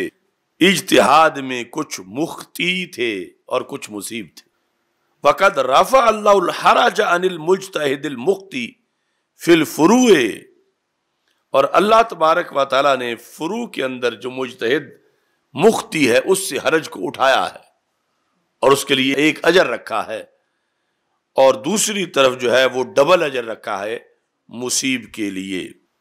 یہ حق ہے جس پر اہل سنت ہے۔ اب یہاں بھی ایک مرتبہ بریک لگا کے سوچ لو کہ ہم علی اعلان کہہ رہے ہیں، یعنی آج اس مرحلہ میں، اس لمحہ میں، اس صدی میں، اس وقت میں کہ ہم اپنے آپ کو پیش کر رہے ہیں، اگر ہم اکابر کے لکھے ہوئے سے 1 انچ آگے یا پیچھے ہیں تو ہمیں بتائیں کہ تم اپنی اصلاح کر لو، کہ فلاں امام نے یہ لکھا ہے، فلاں نے یہ لکھا ہے، فلاں نے یہ لکھا ہے، تم یہ کہہ رہے ہو، تو ہم پہ لازم ہے کہ ہم اپنی اصلاح کریں۔ ہم تو ایک گناہگار اور ایک طالب علم کی حیثیت سے ہیں، لیکن ہم پیش کر رہے ہیں وہ اکابر کا دین ہے، تو ان پر بھی لازم ہے کہ مجھے بے شک چھوٹا مانے اور یقیناً مجھے غیر سید مانے اور مجھے ان پڑھ مان لیں، جو کچھ کر لیں، لیکن جو میں پیش کر رہا ہوں اسے تو دھیان سے پڑھیں۔ جس چیز کو مجدد پاک نے زندیقیت کہا، انہوں نے اس کو سنیت کیوں بنایا ہوا ہے؟ میں پیش کرتا ہوں مجدد صاحب نے ان کے بیانیے کو، یہ جو ہمارے مقابلے میں دھڑا کھڑا ہے، استقلالن ماننا مولا علی رضی اللہ تعالیٰ عنہ کو، استقلالن، جس کی یہ دھڑا دھڑ تقریریں کر رہے ہیں، اس پر انہوں نے کہا یہ حدم شریعت ہے، یہ حدم دین ہے، یہ زندیقیت ہے۔ تو یہ پڑھ کے جواب دیں، جب قائل ہیں کہ مجدد صاحب مجدد ہیں اور مجدد الفسانی ہیں اور برحق ہیں، امام ہیں ہمارے، تو ان کی عدالت میں یہ حاضر کیوں نہیں ہوتے؟ ان کا لکھا ہوا علی اعلان مکتوبات شریف میں موجود ہے، اور میں پیش کر رہا ہوں، بار بار ان کو صفحہ وہ دکھا رہا ہوں، نیٹ میں کئی تقریروں میں پیش کر چکا ہوں کہ یہ پڑھ کے جواب دو، کیا تم اس کے باغی نہیں ہو؟ ان میں اتنی طاقت نہیں کہ اپنی زبان سے محض ترجمے کے بغیر وہ لفظ پڑھ دے۔ یہ میرا چیلنج ہے، جب وہ پنڈی کی کانفرنس تھی اس سے پہلے میں نے دیا تھا، اعلان کر کے کہ سنی ہو تو یہ مجدد صاحب کا پڑھ کے سناؤ۔ وہ کہتے ہیں کہ جو ایسا کرے وہ سنی نہیں زندیق ہوتا ہے۔ تو کسی کو حوصلہ نہیں ہوا کہ کہتا کہ وہ جلالی جو ہے وہ ایسا کرتا رہتا ہے، دیکھو میں پڑھ کے سناتا ہوں۔ کئی وہ بھی گئے ہوئے تھے جو دعوے دار ہے کہ ہم مکتوبات شریف کا معنی درس دیتے ہیں اور ہم مجددی ہیں، جس طرح کچھ جعلی رضوی آج آ گئے ہیں، ایسے کچھ جعلی مجددی بھی ہیں، جنہوں نے لفظ مجدد صرف اس لیے رکھا ہوا ہے، مجدد ٹریڈ سینٹر، مجددی ہوٹل، اس نام کے لیے ہم کہتے ہیں مجددی عقیدہ۔ اور میں یہ بھی کہہ رہا تھا، اگلے دن ایک جگہ تقریر تھی تو وہ میرے نام کے اسٹیٹ سیکرٹری بول رہا تھا، یہاں تک بولتے بولتے اس نے لفظ مجدد تک بول دیا میرے بارے میں۔ کنز العلماء، پاسبان مسلک رضا، مفکر اسلام، شمشیر بے نیام، واقف رموز حقیقت و معرفت، محسن اہل سنت، مؤید ملت طاہرہ، صاحب حجت قاہرہ، مجدد عصر حاضرہ، ڈاکٹر صاحب قبلہ کا انشاءاللہ بیان اس کے فوری بعد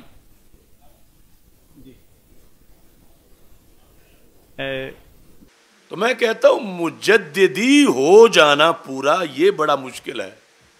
مجدد تو بات ہی بڑی ہے، اس کی تو شرطیں ہی بڑی ہیں۔ اگر ہم مجددی ہونے کا حق ادا کر دیں، کامل مجددی بن جائیں، کامل مجددی بن جائیں،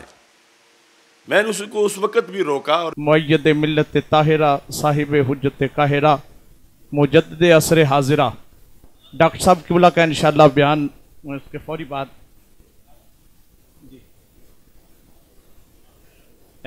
میرا یہ خیال تھا کہ میں تقریر میں،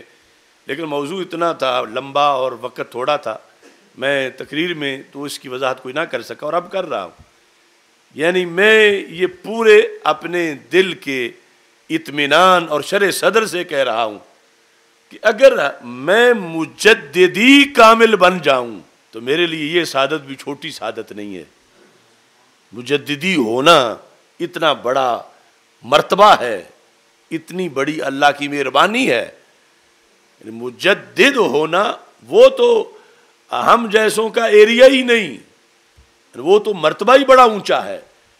مجددی ہو جانا یہ بھی اگر مل جائے شان، یعنی کوشش میں تو ہم سارے اس لحاظ سے ہیں کہ ہم مجددی بن جائیں، ہم نے وہ رستہ چنا ہوا ہے اور اس کی قیمت بھی دے رہے ہیں اور اس کی نشانیاں بھی موجود ہیں اور سب کچھ ہے مجددی بننے کی، لیکن ابھی منزل بڑی دور ہے۔ تو یہ صورتحال کہ جہاں تک ہم اس وقت پہنچے ہیں کہ میرا اعلان ہے کہ میں نے یہ نہیں کہتا جو میں کہتا ہوں وہ مان جاؤ سارے، اور آگے سے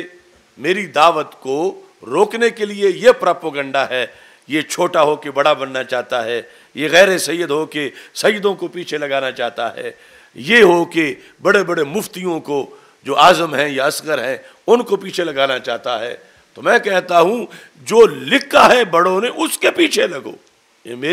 میں تو پیش نہیں کر رہا کہ میری مانو، میں کہتا ہوں میرے مجدد الف ثانی کی مانو۔ میں کہتا ہوں حضرت مجدد دین و ملت اعلی حضرت امام احمد رضا بریلوی رحمۃ اللہ علیہ کی مانو۔ چلو بڑے حوالے تو بڑے رہے، ایک مکتوبات شریف کا اور ایک مستند کا، لیس حب الصحابۃ لذواتہم ولا حب اہل البیت لانفسہم، بس ان دونوں کو مان جاؤ۔ ہاں یہ میں کہتا ہوں کہ یہ جو بڑے بڑے ان میں لیڈ کر رہے ہیں وہ اس سے ہٹے ہوئے ہیں، یہ میں نشاندہی کرتا ہوں علی الاعلان، اور کہتا ہوں کہ یہ پڑھو۔ اور ان میں سے اتنے دنوں میں مجھے بار بار سال ہو گئے ہیں کہتے ہوئے، ان میں سے کسی کو یہ حوصلہ نہیں کہ المعتمد المستند کی یہ عبارت چلو ترجمہ نہ کرے، لیکن اس کا ایک ویڈیو کلپ تو بنوا دے کہ یہ میرا ایمان ہے جو اعلیٰ حضرت نے لکھا، لیس حب الصحابۃ لذواتہم ولا حب اہل البیت لانفسہم، آگے ساری عبارت جو 5-6 لینے ہیں۔ اب یہ اتنا نہیں کر سکتے، چلو فارسی پڑھ دیں مکتوبات شریف کی، اتنا نہیں کر سکتے، اور دعوے دار یہ ہیں کہ مسلک ہم نے سنبھالا ہوا ہے، مسلک کی علامت ہم ہیں، ہم سنی ہیں۔ تو میرے پاس یہ یعنی دو ابتدائی جو ہمارے، کیونکہ ان کا زمانہ باقی ائمہ کے مقابلے میں قریب ہے، اعلیٰ حضرت رحمۃ اللہ علیہ کا زمانہ، پھر مجدد صاحب، اور اس لحاظ سے بھی کہ جو کچھ انہوں نے لکھا ان صدیوں میں آخر میں مسلک کے بارے میں اتنا کسی اور نے نہیں لکھا، ورنہ اور کا بھی ہم نام لیتے۔ ہاں جس نے اگر ایک کتاب لکھی، آدھی لکھی، وہ بھی ہم ساتھ شامل کر دیں گے، لیکن مین یہ دو نام ہیں ان مسائل پر، تو شامل باقی جس کو کرنا ہے، لیکن ان کا بھی تو جواب پہلے ضروری ہے کہ جس چیز کو انہوں نے رد کیا اور سنیت کے خلاف قرار دیا، اس پر یہ اکٹھے کیوں ہوئے ہیں لوگ مخالف جو ہیں؟ یعنی میرے مخالف جس پر وہ اہل سنت کے اندر کہلوانے والے سنی جس پر اکٹھے ہوئے ہیں، جس فکر پر، اس بیانیے کو اعلیٰ حضرت رحمۃ اللہ علیہ نے روندا ہے، اور مجدد الفسانی رحمۃ اللہ علیہ نے اس کا شدید رد کیا ہے۔ اس میں سے دو حوالے میں ان کو پیش کر چکا ہوں لائیو، باقاعدہ کتابوں کے ٹائٹل اور سطریں دے کر کہ یہ ہے کہ جس کے تم منحرف ہو چکے ہو اور جس کی وجہ سے تم سنی نہیں ہو۔ تو ان میں اتنا حوصلہ نہیں کہ یہ کہیں بزم سجائیں اور وہ حوالے پڑھیں اور پھر بتائیں نہیں ہم تو اس کے مطابق ہیں۔ اتنے ہیں کہ وہ عربی یا فارسی میں بھی نہیں پڑھ سکتے جب ویڈیو بن جائے گی، اور یہ ہر دن ان پر بوجھ ہے کہ اگر حوصلہ ہے تو پڑھے، ہم دیکھیں ویڈیو کیسے بنتی ہے، باڈی لینگویج کیا ہے، تو ہمیں انتظار ہے کہ وہ کب پڑھیں گے۔ لیکن لوگ عوام اہل سنت کو اصل بیدار ہو جانا چاہیے کہ جب وہ اپنی صفائی نہیں دے سکتے اور سمجھتے ہیں کہ صفائی دیتے دیتے مزید پھنس جائیں گے، تو پھر عوام اہل سنت کو اپنا فیصلہ استعمال کرنا چاہیے۔ اب فلاں جو ہے وہ فلاں بن فلاں ہے اور فلاں بن فلاں بن فلاں ہے، وہ تو آبا تھے اور عظیم تھے، لیکن تم کیا ہو؟ قبر میں تو ہر بندے سے اپنا پوچھا جانا ہے، ہر بندے سے کہ تم نے کیا کیا۔ فَمَن بَطَّ بِهِ أَعْمَالُهُ لَمْ يُسْرِعْ بِهِ نَسَبُهُ، جسے اس کے عمل نے، ابھی تو یہ تو ہے ہی عقیدہ، جسے عمل نے سست رفتار کر دیا، نسب تیز رفتار نہیں کرے گا۔ کہ بڑے پیر کا بیٹا تھا، بڑے محتمم کا بیٹا تھا، بڑے مفتی کا بیٹا تھا، شمار ہوتا ہے نسب کا، مگر یہ بھی تو اسی محبوب علیہ السلام کا فرمان ہے۔ تو اس واسطے یہ چیز ہے کہ جس کی بیداری کی ضرورت ہے، چونکہ مسلک کا نقصان حد درجہ ہو رہا ہے جب غیر سنیت کو سنیت بنایا جائے اور اس پر آگے الٹا چور کوتوال کو ڈانٹے، جو سنیت پر ہیں ان پر ایف آئی آریں کٹوائی جائیں، ان پر جھوٹے الزام لگائے جائیں، اور ان کے اثرات کو زائل کرنے کے لیے باطل کے ساتھ مل کے توہین کے پرچے کٹوائے جائیں اور خود توہین کی جائے۔ یعنی جتنے لوگوں نے یہ منور شاہ اور دیگر وہ سب کچھ لکھا، اس میں سیدہ پاک رضی اللہ تعالی عنہا کو خطاکار لکھا، جبکہ قیامت تک یہ خطاکار کا لفظ جس پر پرچہ کروانا چاہتے تھے اس کی نجی محفل، تحریر یا تقریر میں دکھائی نہیں سکتی۔ اور پھر شیخ عبدالحق محدث دہلوی رحمۃ اللہ علیہ نے کہا کہ خطا اور خطاکار میں زمین و آسمان کا فرق ہے، کہ ہم جن کی خطا مانتے ہیں ان کو خطاکار نہیں مانتے۔ یہ باقاعدہ ان کی کتاب میں وہ پیش کروں گا، وہ صحابہ حضرات کو فارسی میں۔ تو پھر توہین تو انہوں نے کی، یہ کیسے برداشت کر لیا انہوں نے اپنے قلم سے یہ لکھنا کہ جس کا کوئی دور دور تک تصور بھی نہیں تھا، گمان بھی نہیں تھا، یہ دعوے دار ہو کہ ہم ان کے نسل سے ہیں، اور پھر ان کو خطاکار لکھ گئے اور بار بار لکھا۔ یہ جتنی قراردادیں اسمبلیوں میں میرے خلاف منظور ہوئیں سب میں خطاکار لکھا ہوا ہے۔ تو پھر یہ تعزیریں ہیں قدرت کی کہ جب ناحق انہوں نے توہین کا الزام لگایا تو ثابت ہوا کہ یہ تو خود توہین کرنے والے ہیں۔ اللہ نے ان کے ہاتھوں سے ان کا جو جرم تھا وہ ظاہر کر دیا کہ جس لحاظ سے سزا کا مطالبہ کر رہے ہیں وہ جرم تو یہی کر رہے ہیں، جس کے لیے کر رہے ہیں اس نے تو کیا نہیں۔ تو اس طرح اب آگے یہاں تک آ گیا وَتَوَقَّفَ التَّبْرِيُّ وَغَيْرُهُ فِي تَعْيِينِ الْمُحِقِّ مِنْهُمْ۔ یہ جو میں نے کہا کہ کچھ لوگوں کا توقف ہے اس مسئلے میں کہ حق پر کون تھا اس کی تعیین ہی نہ کی جائے۔ اہل سنت میں سے توقف کہ یہ تعیین ہی نہ کی جائے کہ حق پر حق اجتہادی، باقی حق جو بمانا باطل ہے اس پر تو سارے تھے۔ یہ ہر لفظ پر پھر وضاحت کی ضرورت پڑتی ہے کہ حق اجتہادی پر کون تھا اس کی تعیین نہ کی جائے۔ طبری نے اس میں توقف کیا اور اس کے علاوہ لوگوں نے یہ نہیں لکھ رہے ہیں ان کا توقف۔ لیکن جمہور کا مذہب کیا ہے؟ کہتے ہیں وَسَرَّحَ بِهِ الْجُمْهُورِ، جمہور نے صراحت کی ہے کس چیز کی؟ کہ حق اجتہادی پر کون تھا۔ یہ تینوں باتیں مجدد الفسانی رحمۃ اللہ علیہ نے مکتوبات شریف میں بھی لکھی ہیں کہ یہ بھی توقف والا بھی ایک جماعت ہے، لیکن جمہور کا یہ مذہب ہے کہ یہاں صراحت کی جائے۔ صرح بہ الجمہور، جمہور نے یہ صراحت کی ہے، اور وہ صراحت جو میں پہلے بتا چکا ہوں کہ حضرت مولا علی رضی اللہ تعالی عنہ ان اجتہادی مسائل میں، ان میں چونکہ کچھ مسائل علم کے وہ ہیں جو مولا علی رضی اللہ تعالی عنہ نے خود جا کے سید عائشہ صدیقہ رضی اللہ تعالی عنہا سے پوچھے ہیں۔ شرح معانی الاثار میں ذکر ہے، صحابہ کے اجلاس میں مولا علی رضی اللہ تعالیٰ عنہ کو فائنل کیا گیا، آپ جا کے پوچھیں اس مسئلے کا حل سید عائشہ صدیقہ بتا سکتی ہیں۔ یعنی اس کا یہ مطلب نہیں ہے کہ یہاں حق اجتہادی پر ان کو مان کے باقی سارے اجتہادات میں ہمیشہ کہا جائے کہ جہاں جہاں بھی اجتہاد ہوا، وہ کتنے اجتہادات ہیں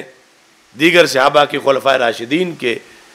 امہات المومنین کے، جو ان میں سے مجتہدہ تھیں، کہ جہاں دوسری طرف بھی حق اجتہادی تھا۔ یہ جو معاملات تھے جمل اور صفین والے،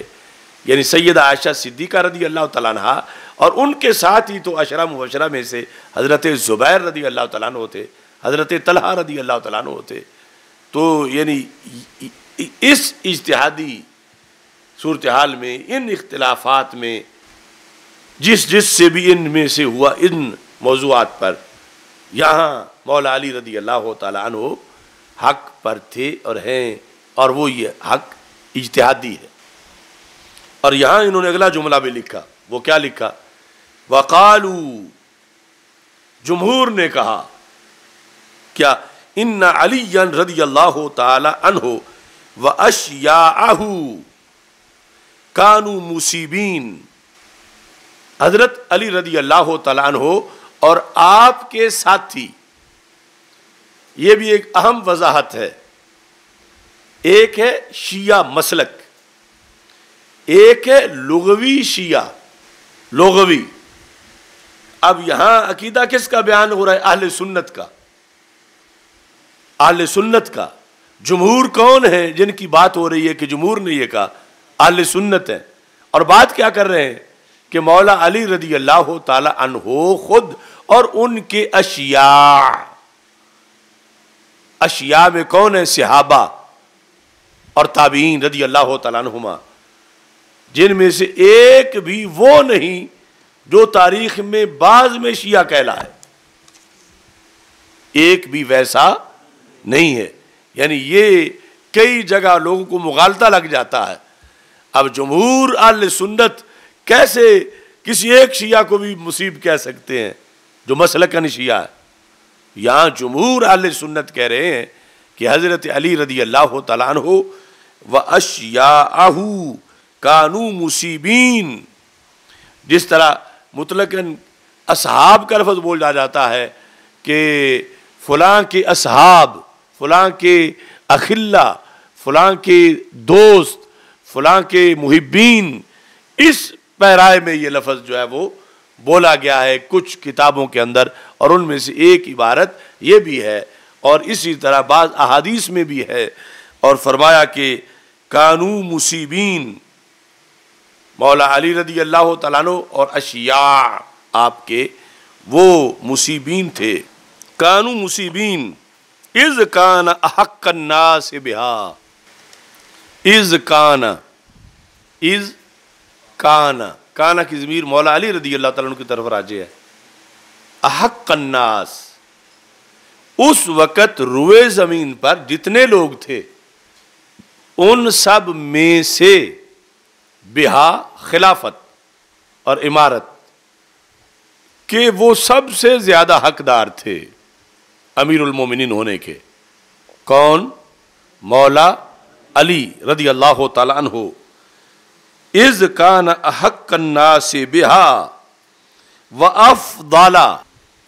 من علی وجہ دنیا حینئذ. اس وقت قید لگائی، اس وقت جو روئے زمین پر لوگ تھے ان میں سے سب سے افضل مولا علی رضی اللہ تعالیٰ عنہ تھے. تو وہ زیادہ حقدار تھے خلافت کے. تو یہ اس چیز کا انہوں نے خلاصہ لکھا اور اجتہاد کا کہ وہ مجتہد اصابت جو ہے وہ ان کو میسر تھی اور ان کے 2 اجر تھے. تو اتنا جو ہے یہ آپ لوگوں کو زبانی یاد کرنا چاہیے. جس طرح عقیدہ طحاویہ ہے وہ زبانی یاد کرنا چاہیے، بالخصوص جس ایریے میں آج جھگڑا ہو رہا ہے کہ اہل بیت اطہار اور صحابہ کرام رضی اللہ تعالیٰ عنہ کے بارے میں کیا مسلک ہونا چاہیے. اور پھر یہ بات بھی ہے، ویسے تو ہم ہر جگہ جب صحابہ کی بات کرتے ہیں تو ساتھ ہی آل پاک رضی اللہ تعالیٰ عنہ کی بات کرتے ہیں، لیکن عقیدہ طحاویہ جو امام طحاوی نے لکھا یا دیگر کئی کتابوں میں صرف صحابہ کے لحاظ سے لکھا گیا ہے. یعنی وہ اس بیس پر کہ جھگڑا اس ایریے میں ہے، دوسرا تو کوئی جھگڑا نہیں ہے، وہ تو فائنل ہے. اور اس میں کے لحاظ سے فتنہ نہیں، آزمائش تھوڑی ہے. ان کے معاملہ میں آزمائش زیادہ ہے، جس پر حضرت سید علی خواص نے کہا کہ کبھی حب صحابہ پر وہ قربانی دینی پڑی گئی جو حضرت بلال کو توحید پر دینی پڑی تھی، پھر جا کے حب صحابہ قبول ہوگی. المنن میں امام عبد الوہاب شعرانی نے یہ لکھا. اس کے 3 حوالے پیچھے میں نے ایک تقریر میں پیش کی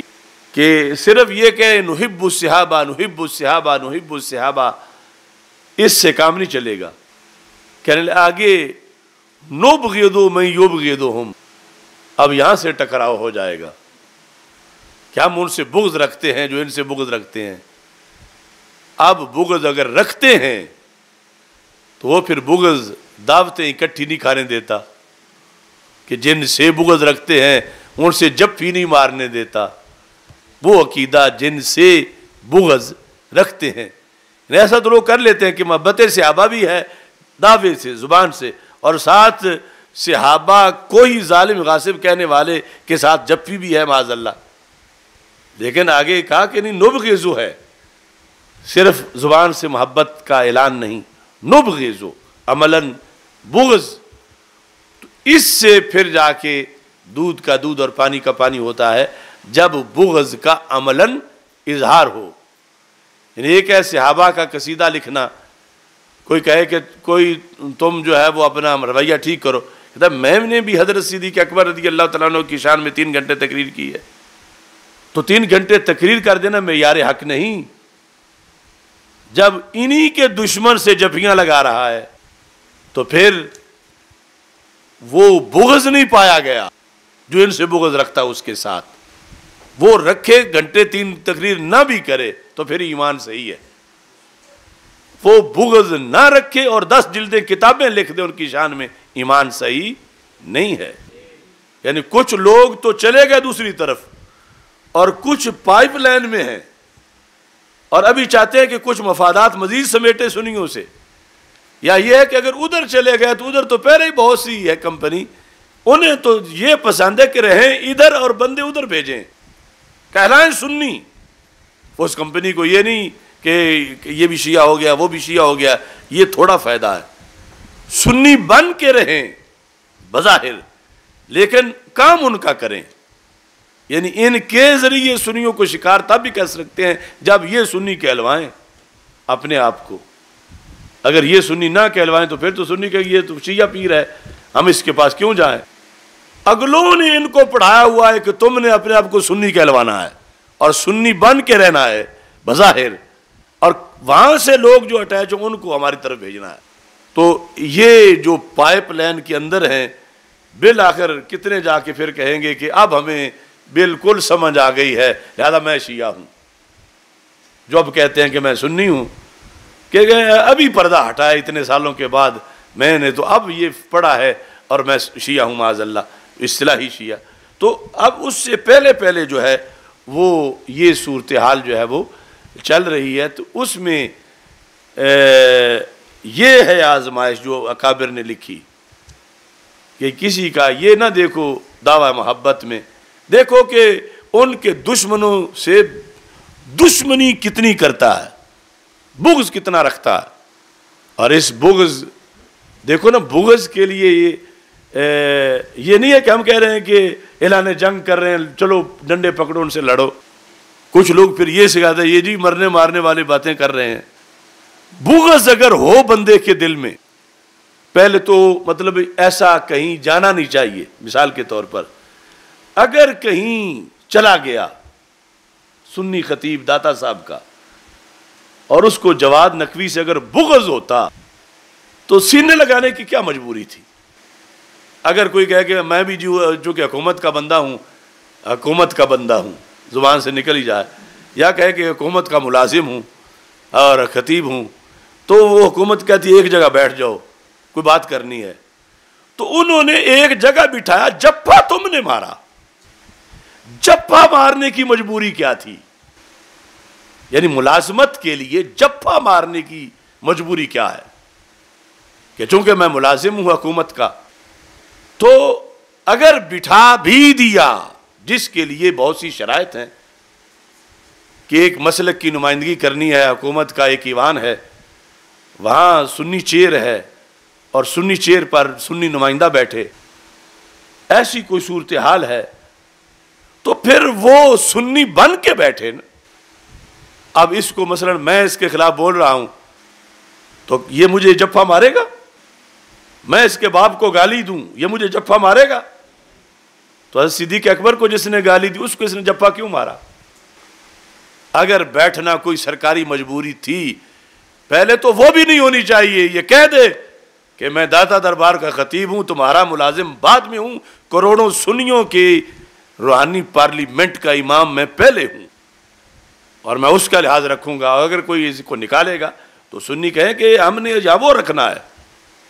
کہ جو داتا صاحب کی تعلیمات پہ چلے، داتا صاحب کو تکلیف نہ دے۔ کس حکومت کی مجال ہے کہ آگے اکڑے؟ حکومت میں پورا حق ہے سنی اوقاف کا، جو سارے اوقاف کا 80% سے بھی زائد ہے، اتنا کھا رہے ہیں داتا صاحب کا اور باقی درباروں کا اور باقی اوقاف کا۔ تو سنی اوقاف میں اس لیے تو کتنے سال ہمارے اکابرین کا مطالبہ رہا کہ سنی اوقاف ہی جدا کیا جائے۔ تو چلو اوقاف ایک ہے تو کم از کم خطیب تو ہمیں سنی دیا جائے، یعنی جو اکابر کے نقطہ نظر پر سنی ہو، تو جس کو یہ پتہ ہی نہیں کہ وہ کس جگہ کا خطیب ہے۔ تو داتا صاحب کے خطیب پہلے بھی ہوئے، مولانا سعید نقشبندی صاحب داتا صاحب کے خطیب ہوئے ہیں، لیکن انہوں نے کبھی بھی ایسی کوئی صورتحال نہیں بنائی جس طرح کی یہ موجودہ بد نصیب بنا رہا۔ اسی ہوش ہی نہیں کہ یہ نمائندہ کس قوم کا ہے اور کس ممبر پہ بیٹھتا ہے اور جفیاں کس بغیرت کو لگا رہا ہے۔ یعنی وہ کہیں گے یہ جلالی سخت بڑا ہے، یہ کسی کو نہیں چھوڑتا، تو دیکھو جی مجبوریاں ہوتی ہیں، یہ سرکاری مجبوریاں ہوتی ہیں، یہ تو پھر حکومت میں جاتے نہیں، اس اجلاسوں میں جاتے نہیں، ہمیں مسلک کی نمائندگی کرنے کے لیے جانا پڑتا ہے۔ تو میں کہتا ہوں یہ ساری باتیں، ان میں بھی تحفظات ہیں ہمارے۔ چلو تمہیں جانا پڑتا ہے تو بغیرت تمہیں کس نے کہا کہ تم اس بغیرت کو جفی مارو؟ کیا مجبوری تھی؟ اپنی کرسی پہ بیٹھتا، منہ چڑھا کے بیٹھتا، آنکھیں نکال کے بیٹھتا، اپنے تیور سے بتاتا کہ مجھے فلاں فلاں سے بغض ہے، میں دیکھنا پسند نہیں کرتا، میرے اندر غیرت ہے ایمان کی، صحابہ و اہل بیت رضی اللہ تعالیٰ عنہ کے بارے میں۔ تو ہم نے بٹھا دیا، ٹھیک میں بیٹھا ہوں، مگر میں کسی سے ہاتھ نہیں ملاؤں گا۔ ہاتھ تو کیا اس نے سینہ ملایا، دل ملایا، اور کروڑوں سنیوں کا سینہ چھل نہیں کیا ہے یا نہیں کیا؟ تو ایسے اگر لوگ داتا صاحب کی ممبر پہ بیٹھیں گے تو مسلک کیسے بچے گا؟ یہ بیوپاری تاجر سوداگر قسم کے لوگ، اس واسطے یہ روحانی پارلیمنٹ ہے ہماری، اس کے سربراہ وہاں موجود ہیں، اور یہ لوگ جو ہیں انہی کے خلاف تقریریں کرواتے ہیں، جو کشف المحجوب میں لکھا اس کے خلاف بولتے ہیں، اور پھر جمعے پہ لوگوں کو بتاتے ہیں کہ جو تمہارے اختلافات ہیں وہ باہر رکھو، یہ داتا دربار ہے۔ تو میں کہتا ہوں داتا دربار پہ وہ بولو جو داتا نے کہا ہے، باقی پرسنالٹی باہر رکھو، کو جس دربار کا ہے، جو جہاں کا ہے، یہاں وہ بٹھاؤ، وہ سٹیج پہ وہ تقریر کرواؤ۔ کم از کم جو داتا صاحب کو تو مانتا ہو پورا، خود انہوں نے چھاپی ہوئی ہے کشف المحجوب، خود اس کے مضامین، خود سارا تبصرہ، اور پھر خود ہی اس کے خلاف کرتے ہیں اور کرواتے ہیں۔ تو یہ تھا یعنی سبق کا کان احق الناس بہا وافضل من علی وجہ دنیا، یہ عموم کے لیے افضل مضاف ہے من کی طرف، یہاں من نہیں ہے، من ہے، من افضل من علی وجہ دنیا حینئذ، ہر مسئلے کی کچھ قیدیں ہوتی ہیں، حینئذ، جب زمین کے اوپر پہلے 3 تھے تو اس وقت معاملہ اور تھا، پہلے 2 تھے تو اس وقت معاملہ اور تھا، اب اس حینئذ سے بھی رفض کی چیخیں نکلتی ہیں، اور پھر پتہ چلتا ہے کہ ہم نوا کون ہیں۔ حینئذ، یہ اہل سنت کا عقیدہ پہلے قطعی ہے